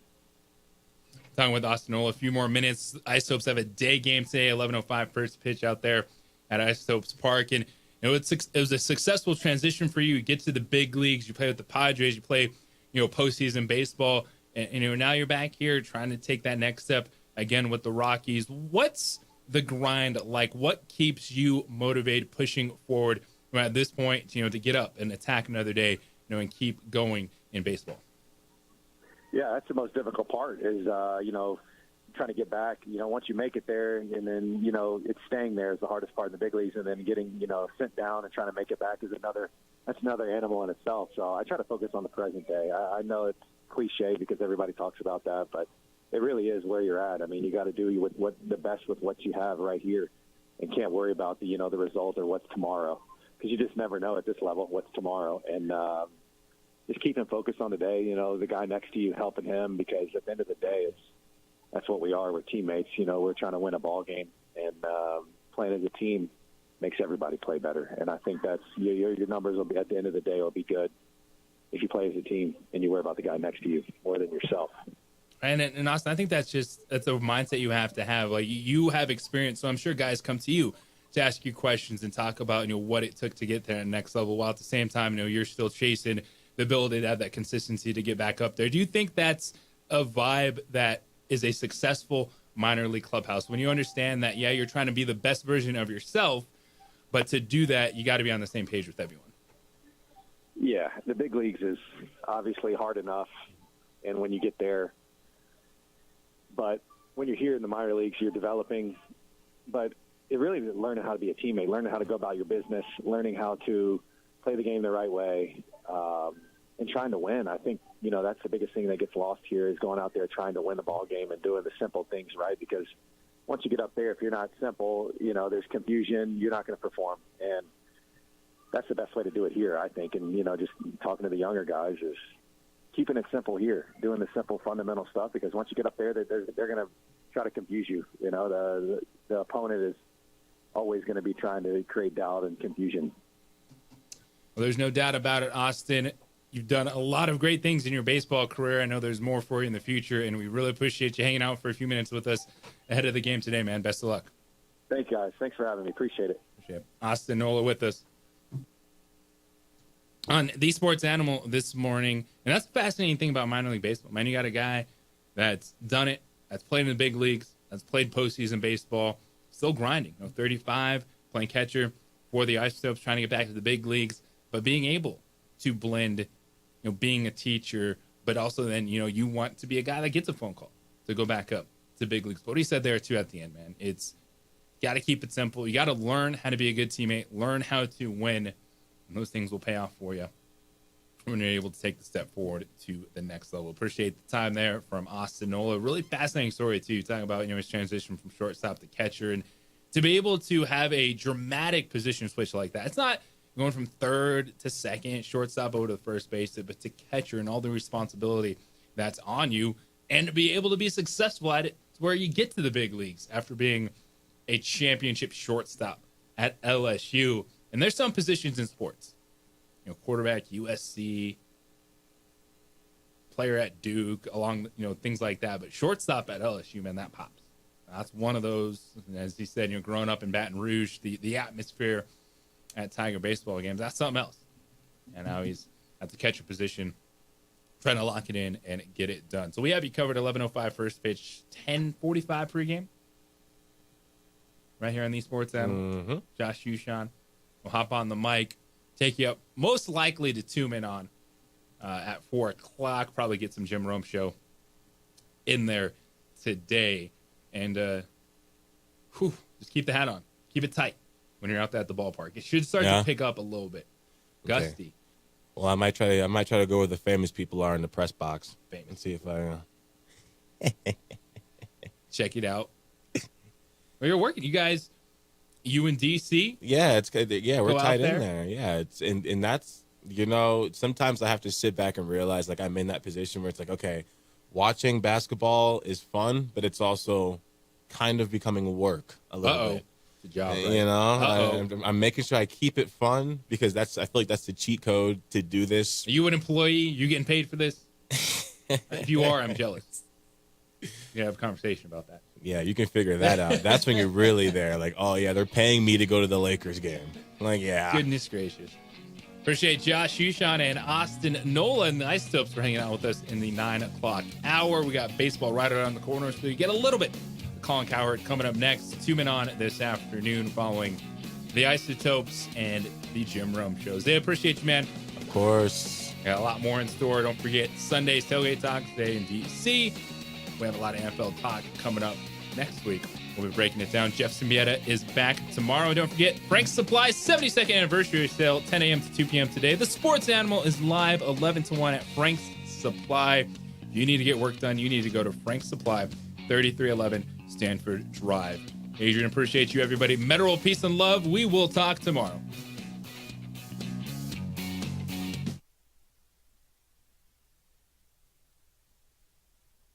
We would like to thank the following sponsors for making this broadcast possible. Don't sacrifice quality and flavor when you're in a hurry. Golden Pride offers ribs, fried chicken, red and green chili breakfast burritos, and Frontier sweet rolls. 4 great locations, or visit us online at goldenprideabq.com. Golden Pride Barbecue Chicken and Ribs are proud supporters of ProView Sports. You followed him from the first day he signed with the team. You remember the day he poured in 63 points? The night he played a sold-out concert to 30,000 people. The day he gave his infamous speech. That's why you believe in heroes. That's why you remember and collect their memorabilia. All In Autographs, where you can meet some of the greats, collect some of the greats, and share your own legacy. Visit All In Autographs, where you can celebrate the great and have your own piece of history. International Protective Services is a proud supporter of ProView Sports and New Mexico Youth Athletics. IPS provides residential and commercial security services in the Albuquerque metro area. For more info, please call 505-897-2420 or visit internationalprotectiveservice.com.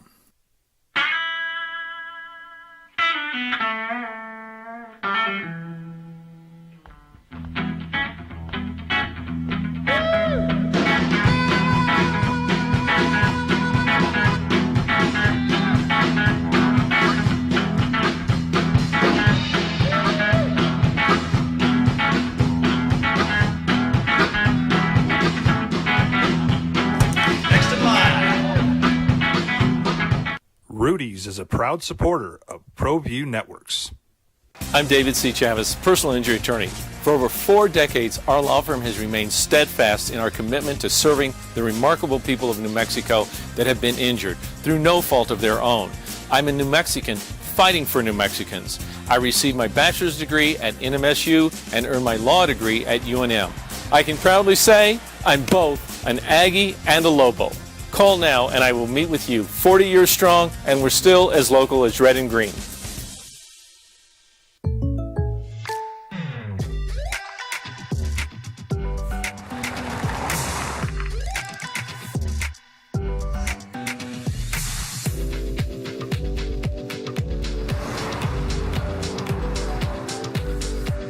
For your surprisingly great rates, contact your local State Farm